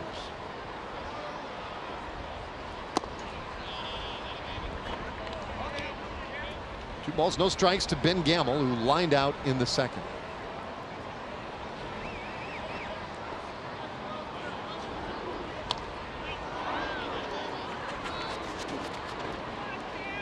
As a right-handed pitcher, you kind of like seeing that big swing, even though it was a big swing and a comfortable swing from Ben Gamble. I think Hirado knows if he can hit his spots, it's the kind of swing you can take advantage of. And certainly Robinson Chirinos knows that, and that's a nice feeling, I think, for Hirado as well, is that when you have that catcher back there that picks up on those swings, adjusts accordingly. You see him telling him, come straight toward me, stay through me a little bit longer.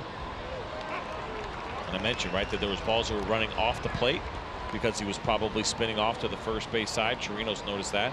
And that's that kind of sign that you give to your catcher. Bring your body toward me. Don't spin off too early. That's when the sinker will stay a little bit more true, not get too big.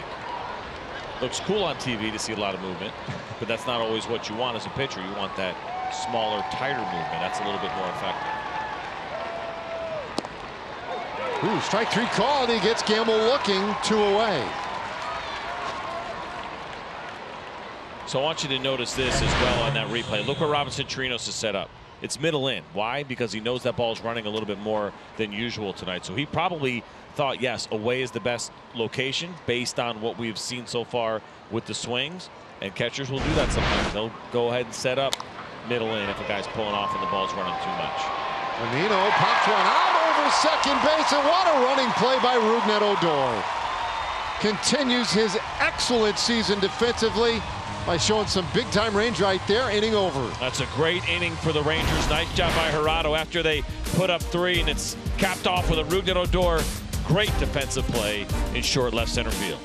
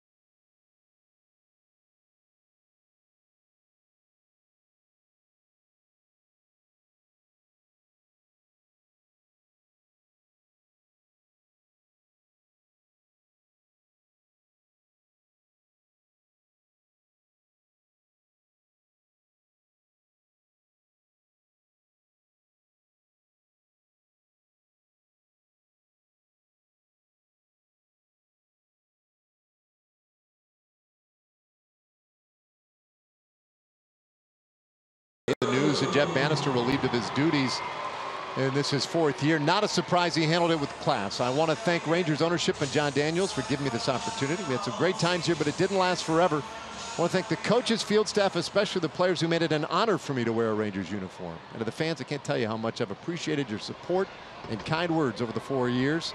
I sincerely regret that we are not able to make a deeper run for you in 2015 and 16.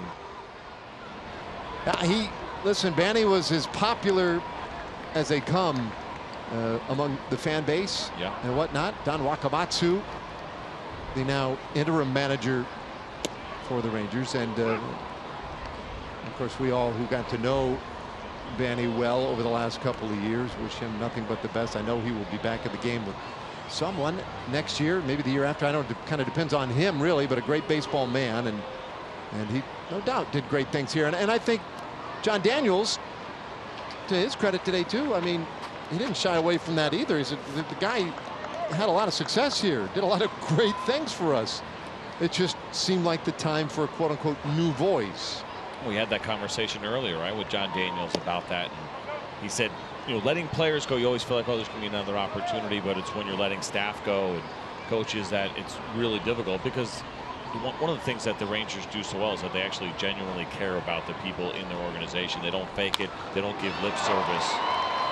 They actually mean it, and that's obvious. It shows up. You can tell. You spend any time around this organization on the inside, and you pick up on that pretty quickly. And so it was a really difficult decision today, and to have to go through that and have the conversations that are uncomfortable that you don't want to have. And not that people really care, but Banny was great with us, too. And I've known Jeff Bannister since 2005, my time with the Pirates in the minor leagues when he was in their system as a rover and then eventually a big league coach. And he was really great with us, which makes our job a little bit easier as far as having conversations about the team and giving great insight to some strategies and players and all that kind of stuff. It was hugely helpful. So from my standpoint, personally, I was disappointed. You understand what the Rangers are doing. They got to think about their organization and make whatever decision they think is best. But it's a loss for all of us.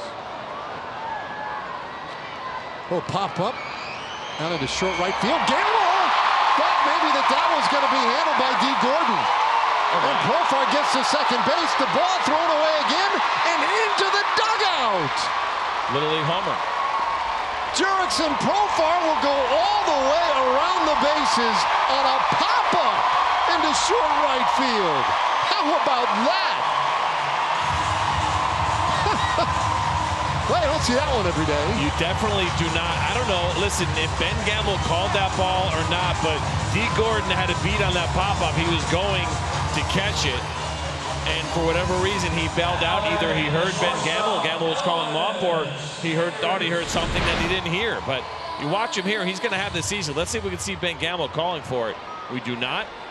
He decides to go for it, and then the throw was just completely unnecessary. Whenever that throw comes from the outfield and leaves the field of play, it is a two-base advance. And so it's a double and an error, but that is straight out of the Bad News Bears. Yeah, try another opportunity. Out to short right field. This time Gamble does get to it.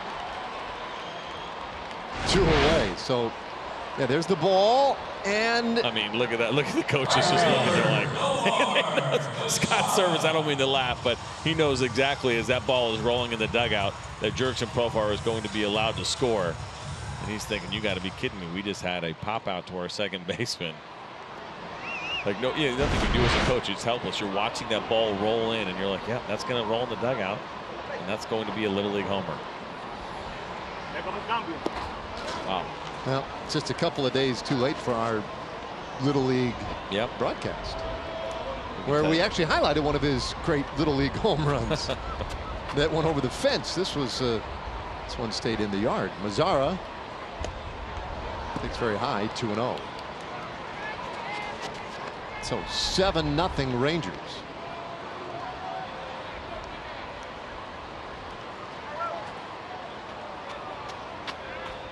Nomar 0 for 2.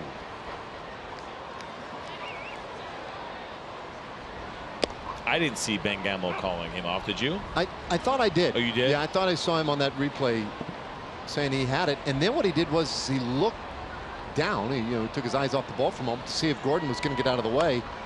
And I think that's where things went sideways. Couldn't tell. I mean, listen, D. Gordon must have heard something, right? He would have just bailed out like that. And that throw was not near anybody. That was the second part that was a little harder, I'm sure, to accept. This one fouled away. Oh, yeah, there he goes. You're right. That look right there. Yeah, and then he stopped. And that's one of my, when I'm coaching kids, not to get back to Little League, that's one of the biggest pet peeves, because they all want to catch it. Like, as soon as off the bat, like 3 kids are calling for the ball, and I was telling them, if you're going to call it, you better be able to catch it. Yeah. It happens. It's going to happen in Little League. You're going to see it. That second baseman's going to call a pop-up. That's between the first baseman and the pitcher, and he's not going to be able to get there in time to catch it, and he should have never called it to begin with. And my rule is, if you call it, you better catch it. And you better at least have a chance to catch it. 3-2. And Omar hits this one to the left side of the infield. Only one man there, but he hit it right at him. And the inning is over. The Rangers pick up an unlikely run, however. And we'll go to the bottom of the 4th inning. Rangers leading 7-0.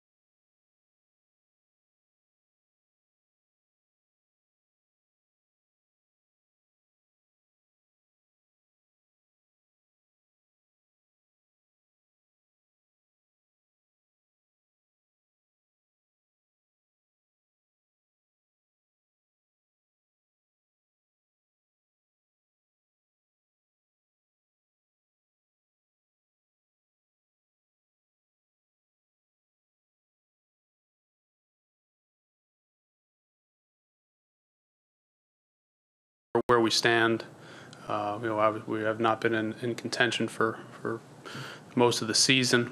That's not what this decision's about. In fact, if anything, the record of the club that falls on me. I'm the one that ultimately leads the decisions on putting together our roster. Made the decision to trade many of our best pitchers, and I accept that. That was John Daniels as this ball hit well out to right field, and Mazzara kind of sliced away on him a little bit with D. Gordon's speed. That's going to be trouble. He has a stand-up triple to open this 5th inning. Anyway, I think for John Daniels that was big of him to step in and take responsibility for this year as well. We talked about Jeff Bannister and his statement and the class with which he handled things today, and I think John Daniels also with some class today, pointing out that this record wasn't his fault. It was my fault, and we just need to move on. It is a classy move because it would be very easy to blame anybody that's outgoing in the organization of any failures from this season. RBI ground out to second base by Haniger. And there's the first run of the night for the Mariners. And it's not surprising either. I mentioned about John Daniels, the way that this organization is run from top to bottom, and accountability is important, and certainly not trying to kick anybody while they're down. And I don't think it was an easy decision. Fans have really strong opinions about coaches and managers. We get to hear those every once in a while on social media, and I just ignore most of it, quite honestly. Chopper to second base. Odor, good hustle throw to get Segura 2 away. But the reality is that it's really difficult, I think, to evaluate your managers and your coaching staff. Like when you look at, let's say you're looking at some coaches and you got a hitter who's beating expectations. Is that enough to say this guy's doing a great job with this? You don't know. And then you have some others that are struggling. And I feel like a lot of times, just in general, big picture, the coaches end up taking the blame probably more than they deserve. It's a really difficult job, and you've seen those numbers increase. The rosters, right? 2 hitting coaches, 2 pitching coaches, because there's so much work to be done. And I think John Daniels did a nice job of kind of alleviating some of that blame that some people may put on a manager for a season like this. And I think he nailed that one. 2 outs and the 1-0 pitch to Cano, a little bit in. Oh, 0-for-1 with a walk. The Mariners got their first run of the night here in this 5th inning.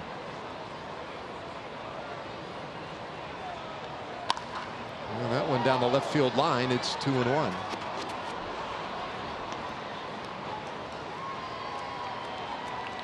So it's it's just the beginning of what could be a longer process to really determine where the Rangers are going to go with all of this. We do know this much: Jeff Bannister, as of today, will no longer be involved in this process. But again, John Daniels thanking him and showing some appreciation for what he had done. Don Wakamatsu, who has done a little managing himself and has been a part of this Rangers organization on a number of different occasions, gets the job here in the interim.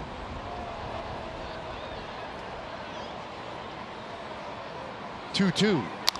And that one rolled out into right field. That's a base hit for Cano.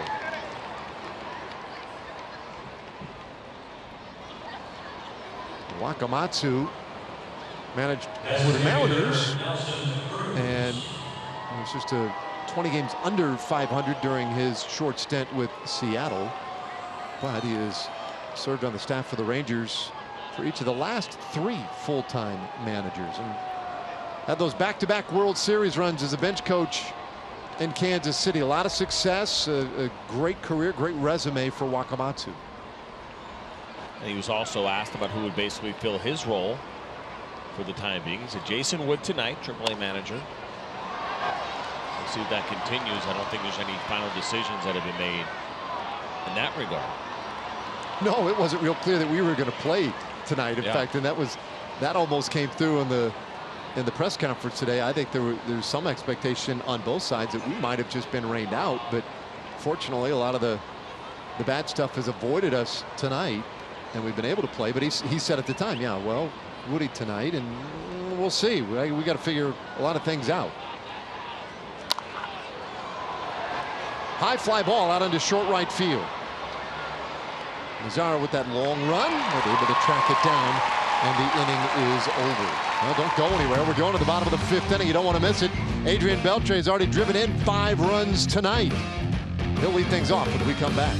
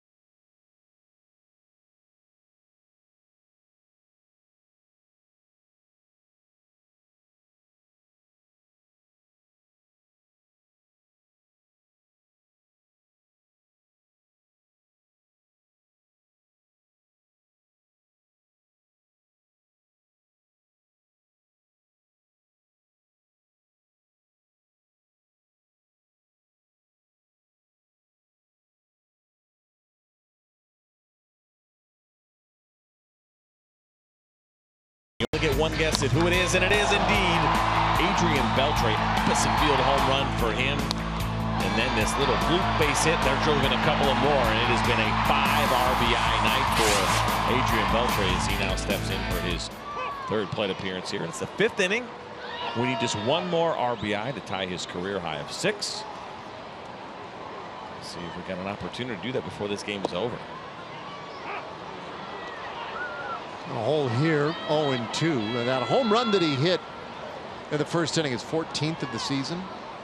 7 of the 14 have been in the month of September. Well, he has had a huge month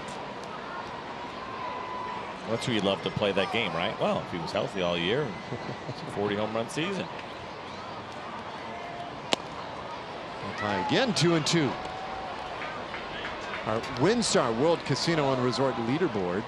There you see it, 120 home runs here at Globe Life Park. Only Rafael Palmeiro with 130 has hit more here. One line foul. What a play. And really standing up is optional when you're catching foul balls. If you're in the right spot, you got your glove. I think he caught that. Seated. Wow.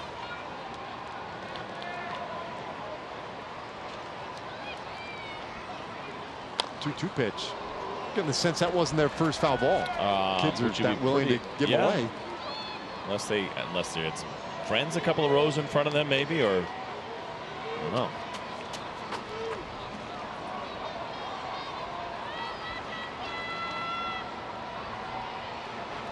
So you saw there that Adrian was 10 away, most home runs in his ballpark. It's another reason to come back. Strikes out here to start the 5th inning, 1 away. 24 home runs and at least 10 at home.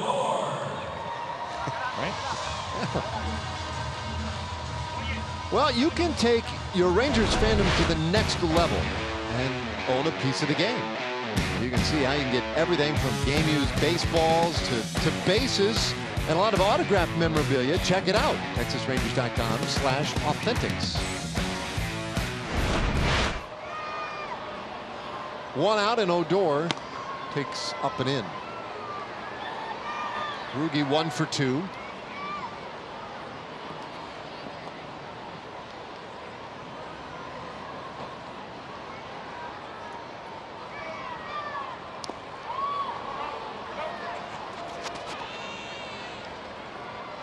Odor has had the great second half. Overall, it's going to end up looking like a really good year, and he's a guy right now trying to find once again what it was that had him streaking after the All-Star break.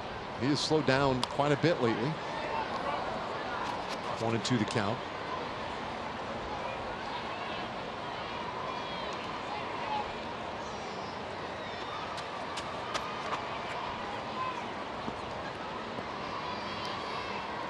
Dropped down to 6th in the order these last couple of games. And this one out to just the left of center field. Another hit for Odor, his 2nd of the night. Well, those are good signs. I think also where he has hit both of those, right? We see Rugi when he's using the entire field, and you can say this about any hitter. It makes you feel confident that the swing is where you want to see it, but then also against the lefty, right? 2 base hits against Elias here this evening. That's 2 base hits against the left-hander. And another hanging breaking ball too. That's good to see that he's not missing those, that he's not pulling off of them. Now a ground ball, shortstop. Gordon takes it at 2nd, flips it on to 1st for the double play. 6-4-3, inning over, and we'll go to the 6th inning tonight, where the Rangers lead it 7-1.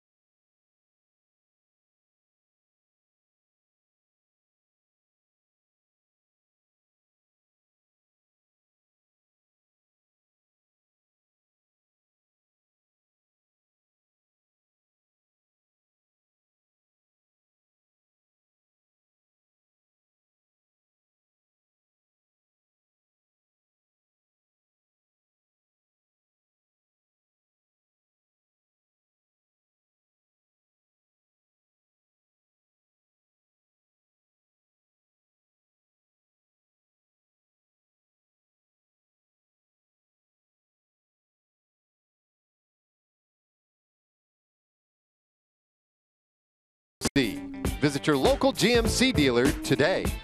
And by the Texas Department of Transportation, who remind you to click it or ticket day and night.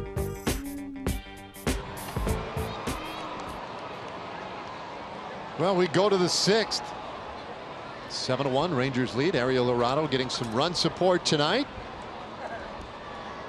Lorado has allowed just the 1 run so far. Gordon with the triple and then scored on the RBI ground out.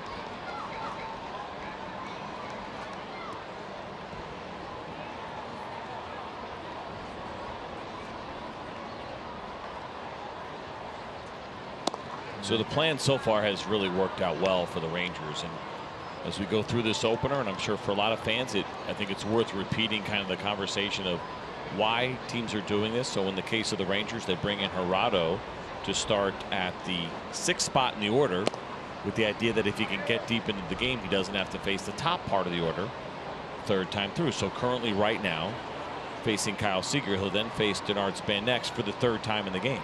So when he gets to the 3rd time through the order, he's actually doing it on the bottom half instead of the top half, which never is going to be perfect and work out exactly the way that you want it to. But that is the idea, that you can get a would-be starter to face anywhere from 19 to 23 hitters without having to see that middle of the order a 3rd time.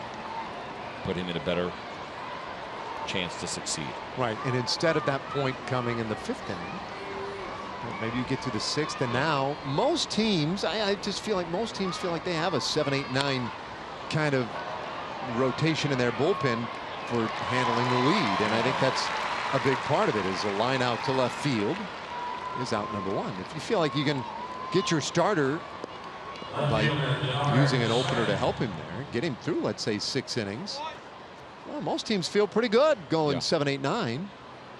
It's when you have to bridge from a shorter start, let's say 4 or 5 innings, and get to that 7th inning, that oftentimes teams run into trouble. Ground ball, second base. And an easy hop for Odor, 2 away. All right, time for a Chevy game break. Let's check in again with John Radigan.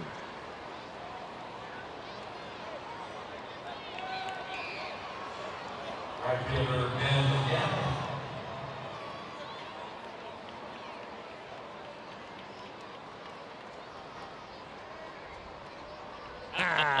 Love it. Atta babe. Thank you, John. One can only hope. Which is automatic update regardless of what's going on. The other part too is you let the score kind of dictate what happens next, right? So we saw some action in the Ranger bullpen, but here is Gerardo at 67 pitches, 3rd time through the order. If he can get through Ben Gamble, I don't know, I think about maybe giving him an opportunity to go back out there, face 8-9-1 potentially. Maybe not. There's always that upside and the idea of allowing a guy to have a nice, clean, positive finish. I don't know. For me, in September, even though you got a lot of arms down there that you would like to see, I do think you have to prioritize some of those arms. And for me, Gerardo was a guy that gets some priority that you push a little bit. 2 balls, 2 strikes. He did a great job. Remember the leadoff triple by D. Gordon? Yeah. Right at that time, the Rangers were already up at 7-0 at the time, but he comes back and he just pumps strikes and doesn't get behind anybody, doesn't walk anybody. Gets a couple of ground outs, another single, another out. Just kind of cruised along really nicely.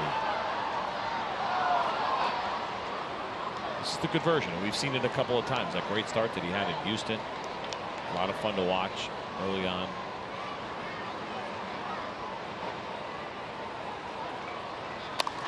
Two pitch, and that one in the left field, a base hit for Gamble.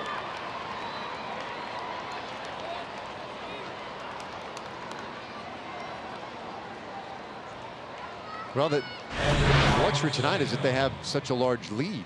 Yep. And that allows you to extend him a little bit and push. Nice job by Ben Gamble to line that ball the opposite way. But I mentioned, I think the total number of hitters is really what you look at. Yes, you'd love to have innings, but what is the reality of this primary pitcher, whatever the ultimate name is going to be for him? But it's 20 batters faced right now for Gerardo. Right, so here comes number 21. That's about that range. But again, the score allows you to maybe push it a little bit if you want to. We'll see how things go here. If he gets out of this, certainly could take him out, let it be clean, or do you try to push to see, hey, let's get up to 24, 25 hitters and see how that goes. But based on the fact that Butler is up, my guess is this will probably be close to the end. Yeah, I don't think we're getting our answer. This ball out to left field. Calhoun to his left, and it's off his glove.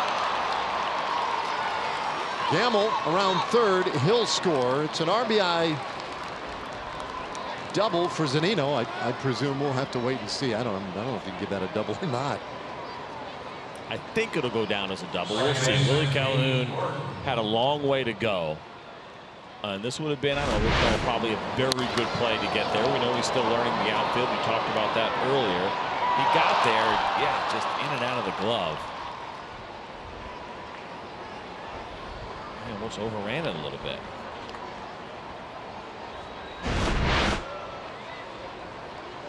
So Zunino at second, scored a double. 7-2 the score. Now D. Gordon, who tripled his last time up. Roll that one foul. So with the righty Butler up, a couple of righties due next, and Haniger and Segura, I'd feel pretty confident saying this is probably the last hitter for Gerardo.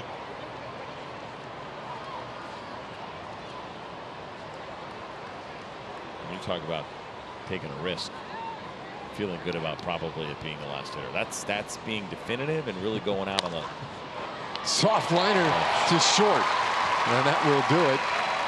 And so Gerardo, yeah, likely done after 6 innings tonight. Well, 5.5 anyway. Rangers lead by 5.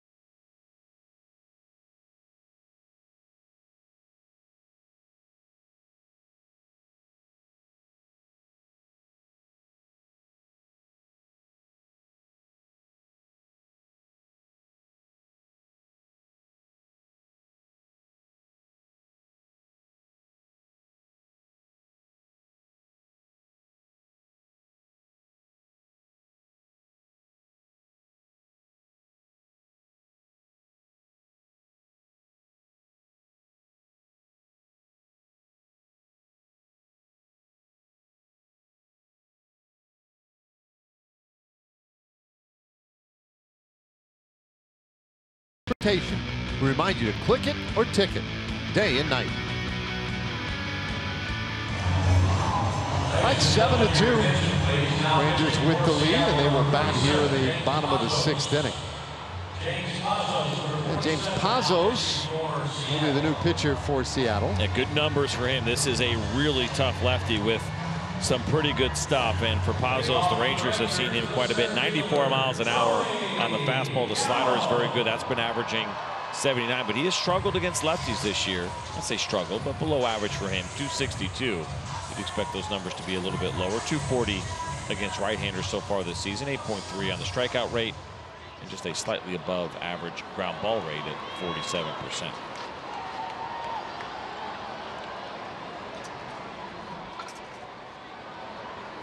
Now Joey Gallo will lead things off. He's been up twice. He's walked twice, once with the bases loaded, which gives him now 88 RBIs for the year. This time leading things off. And he'll hit this one high in the air. Deep out to center field, going back for that one, and gone. Haniger gave it a look, but there's no shot. 38th of the year for Gallo. Rangers back to a 6-run lead. We talked about the really good at-bat that Joey Gallo had with the bases loaded back in the 3rd inning, and the patience pays off, right? I mean, all those things can kind of carry over. Didn't chase that borderline pitch and gets one here sitting right in the middle of the plate. It's a 92-mile-an-hour fastball, two-seam fastball, but it did not have very much movement. Joey Gallo crushes that thing deep into center field. 432 feet.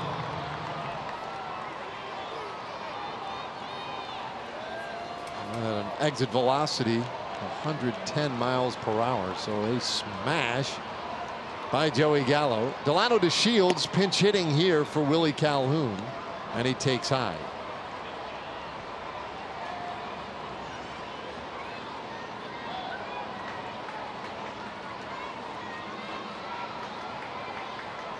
Bottom of the 6th, it's an 8-2 ball game, and this one again up a little high, 2-0. So Joey, look at batted balls over 110 miles per hour.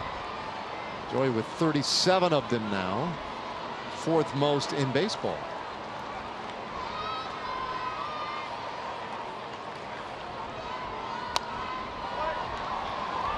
Two and 1. Gallo also now 3 home runs in the last 4 games. And another one off a left-hander.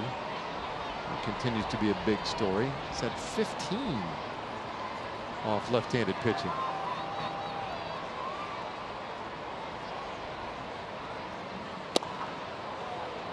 Two and 2.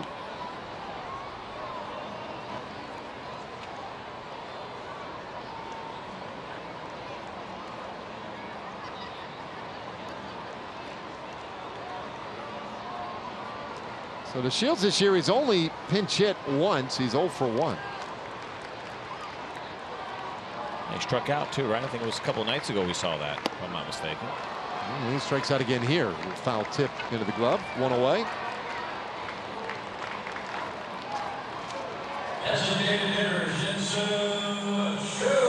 Hey, MLB At Bat is your #1 Rangers app. Customize your experience and take advantage of great features like the MLB.TV Game of the Day. Download MLB At Bat today. Easy to do. Is she wearing a Red Sox t-shirt? Yeah, we got a wayward Red Sox fan here. It's all right. All are welcome. Might be an advanced scout. Getting a jump on next year's prep.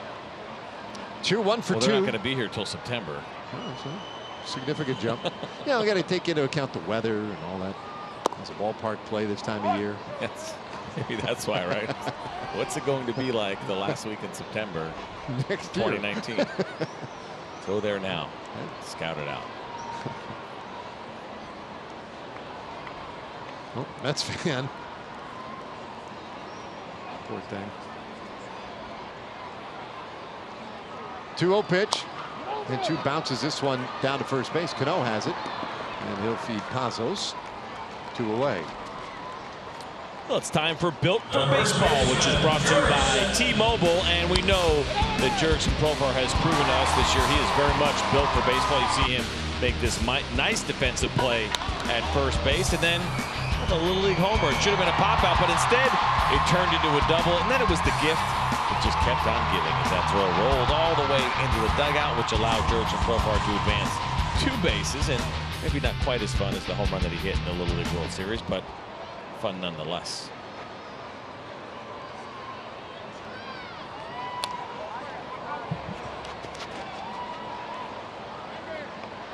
So Jurickson here. 0-1 the count. Batting second tonight.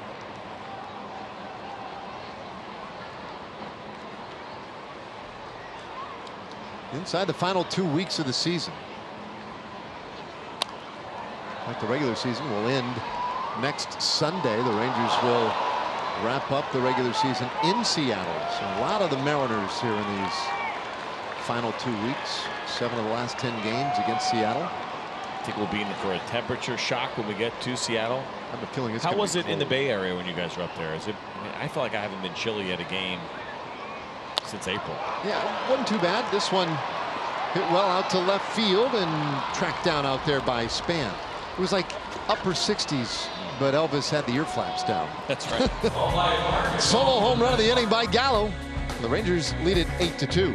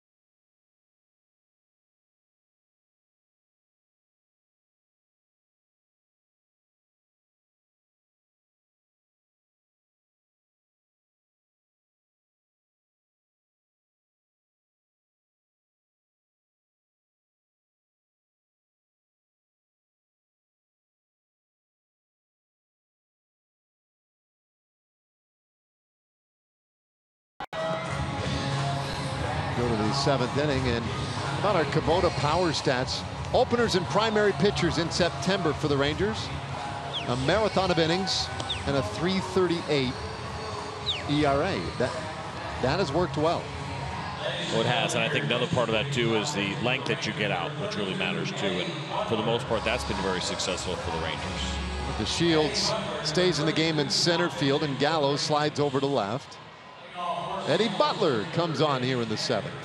Take a look at the numbers for Eddie Butler. These are combined with the Cubs and the Rangers this year. Game number 26 for him with the 25 strikeouts, 17 walks in 45 innings so far. Last couple of outings have been good for him. Really, he's been on a nice little run here as of late. You go all the way back to September 8th and look at Eddie Butler's line. He's thrown the ball pretty well here lately. Totals for him and over those 5 games, a 2.25 ERA.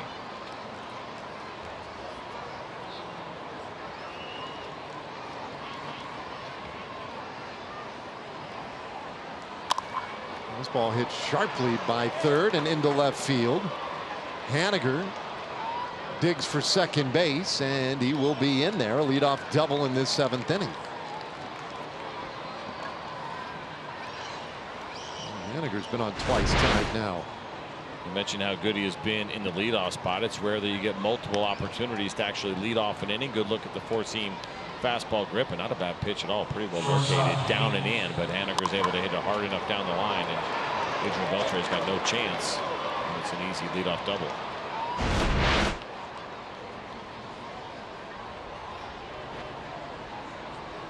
So right away, Butler has to deal with a base runner. Gene Segura, the hitter, and that one off the plate outside. Segura 0 for 3. He is flied out and grounded out on a couple of occasions.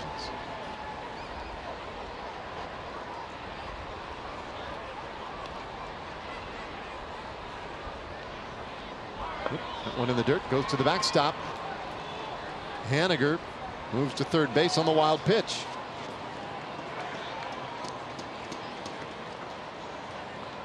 Not a good start to the 7th inning for Eddie Butler. See that changeup right there. Good look at the grip, and he pulled it straight down. Looked like he was really trying to make sure he got downward movement, but just kind of overcompensated a little bit. And Ended up spiking that, even yanking it a little bit.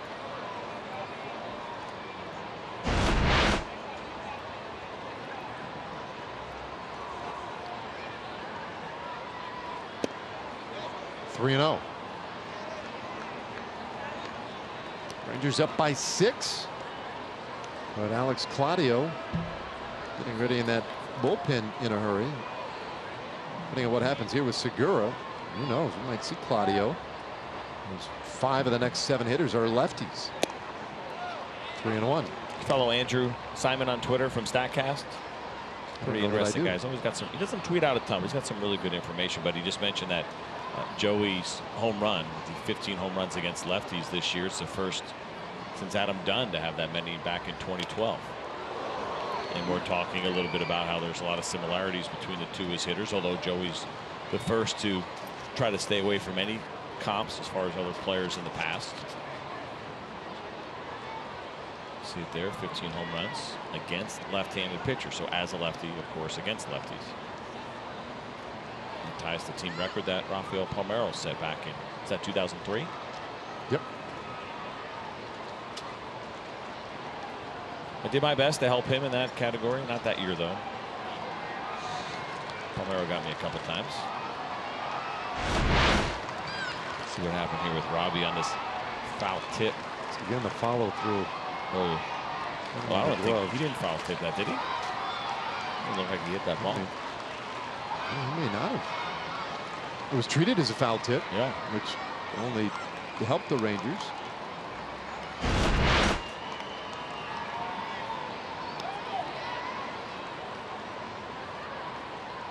Three-two. This one out to center field. That'll drop in. Base hit.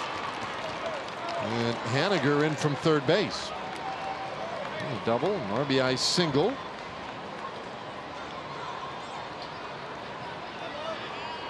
It's an 8-3 ball game. Don Wakamatsu out of that dugout and signals to the bullpen. So Eddie Butler comes in and cannot get an out. And so the lefty, Claudio, on to face a barrage of lefties coming from the Mariners here in a moment.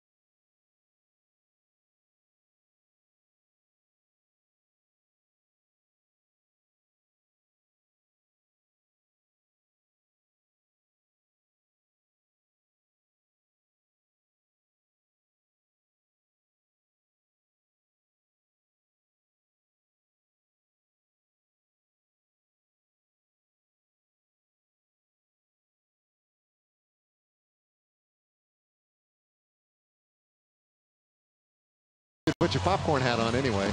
That's nice. That is really smart usage there. And then, of course, with the cotton candy in the bag, keep that dry as well. Look at that guy. Get it all in there. Get it all off your fingers. Smell it. Rub it on your T-shirt. Now stick your hand in there and give some more to your brother. Yeah, his brother wasn't satisfied with 2. A little more. Alex Claudio on here in the 7th inning. Game number 62 there for Alex. Did another excellent job with the walks. Just 12 of those in 64 innings.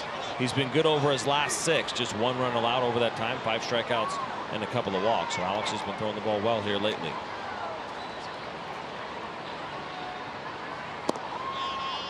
Well, he's off the plate For a ball to Robinson Cano, who was walked and singled tonight, 1 for 2. That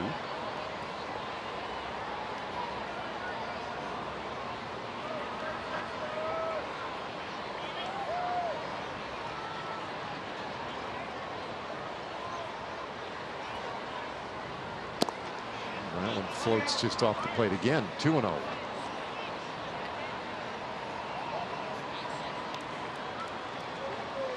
Is it possible that we get under 70 degrees? It's 74 degrees right now here with the rain. Could we? That's pretty significant. Get down that 60s? far. Yeah.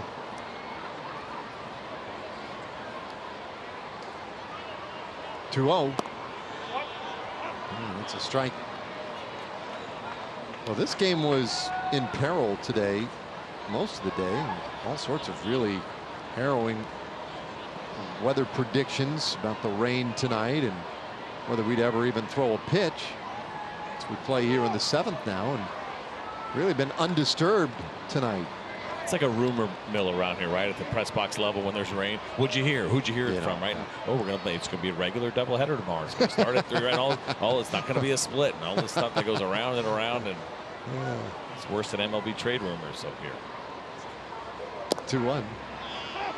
Claudio catches a corner. The only thing more predictable than that rumor mill that you talked about on the days where there's some rain expected is conversation about the quote-unquote window that may exist. And I think there's going to be a window at 6:45 to 7:30.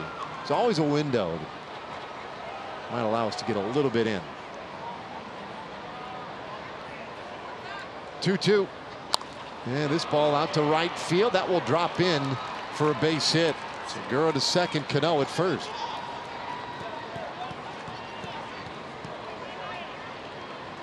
Second hit of the night for Cano. And that brings up Nelson Cruz.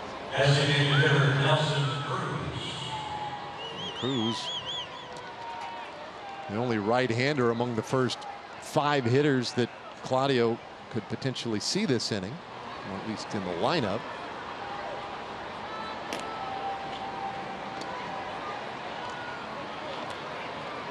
We'll see here for Alex. Obviously, the idea here is to try to keep the ball on the ground with Nelson Cruz. He has grounded into 14 double plays this season. We know Alex is really good in these spots. He's got himself 9 double plays himself. The ground ball rate is at 63% for Alex Claudio.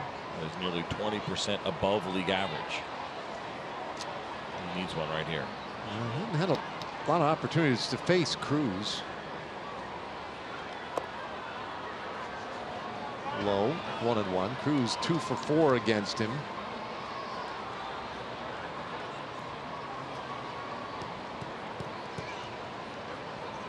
So a couple of walks. There's Cano at first and Segura out there at second base. A run across.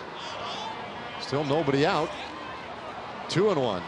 So a little surprising that the batting average is a few points lower against lefties for Nelson Cruz than righties. Not much, 258 to 264 coming in, so just 6 points. But the OPS, the on pace plus the slugging, is significantly higher against left-handers. At OPS 920 this year, 855 against righties. Both really good numbers, but significantly higher against lefties.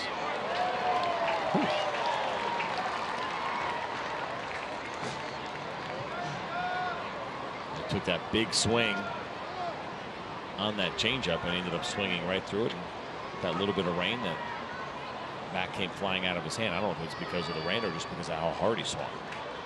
It's always weird when it's the bottom hand that falls off the bat. It was actually a fastball. I'll take that back. Two-seam fastball in the corner. He missed that by a pretty good amount.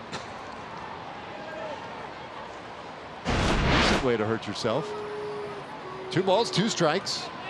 Cruz 0 for 2 with a walk.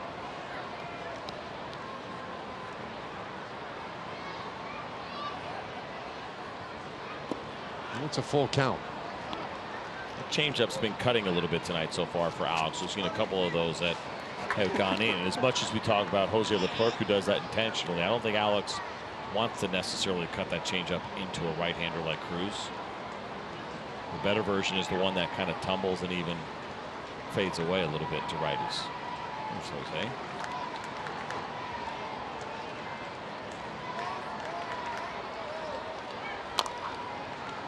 Well, Tapper foul. We'll do it again. That was about perfect. He threw that two-seam fastball right on the corner, down and away, and Cruz was able to foul it off. You see those double barrels going on down in the Ranger bullpen.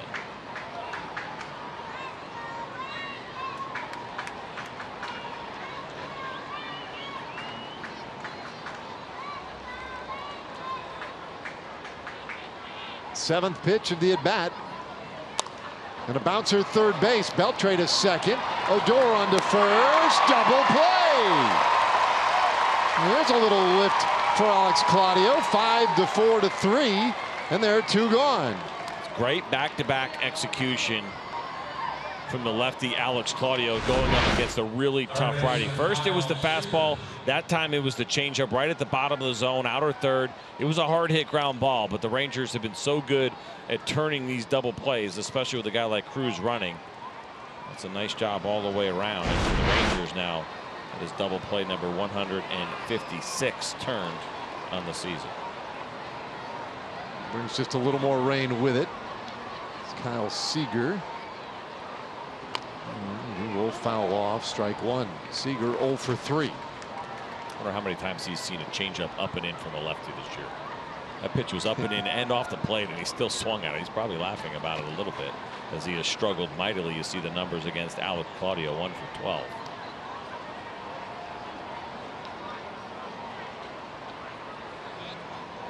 Ground screw looking like they're poised.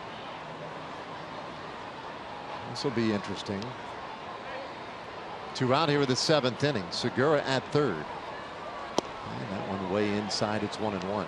Yeah, for Dennis Klein and the crew, I mean, this is their baby, that field, and they know that obviously the Rangers want to continue playing. At the same time, they're always concerned about the damage and making sure the field's not taking on too much water. Smiling right now.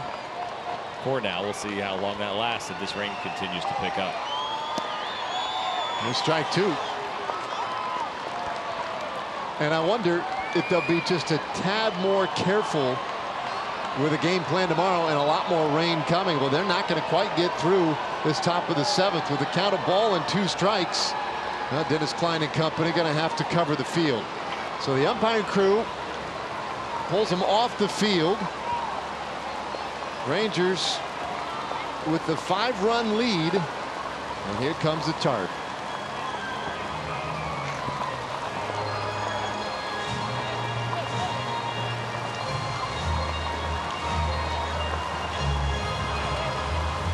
Well, that is coming down quickly.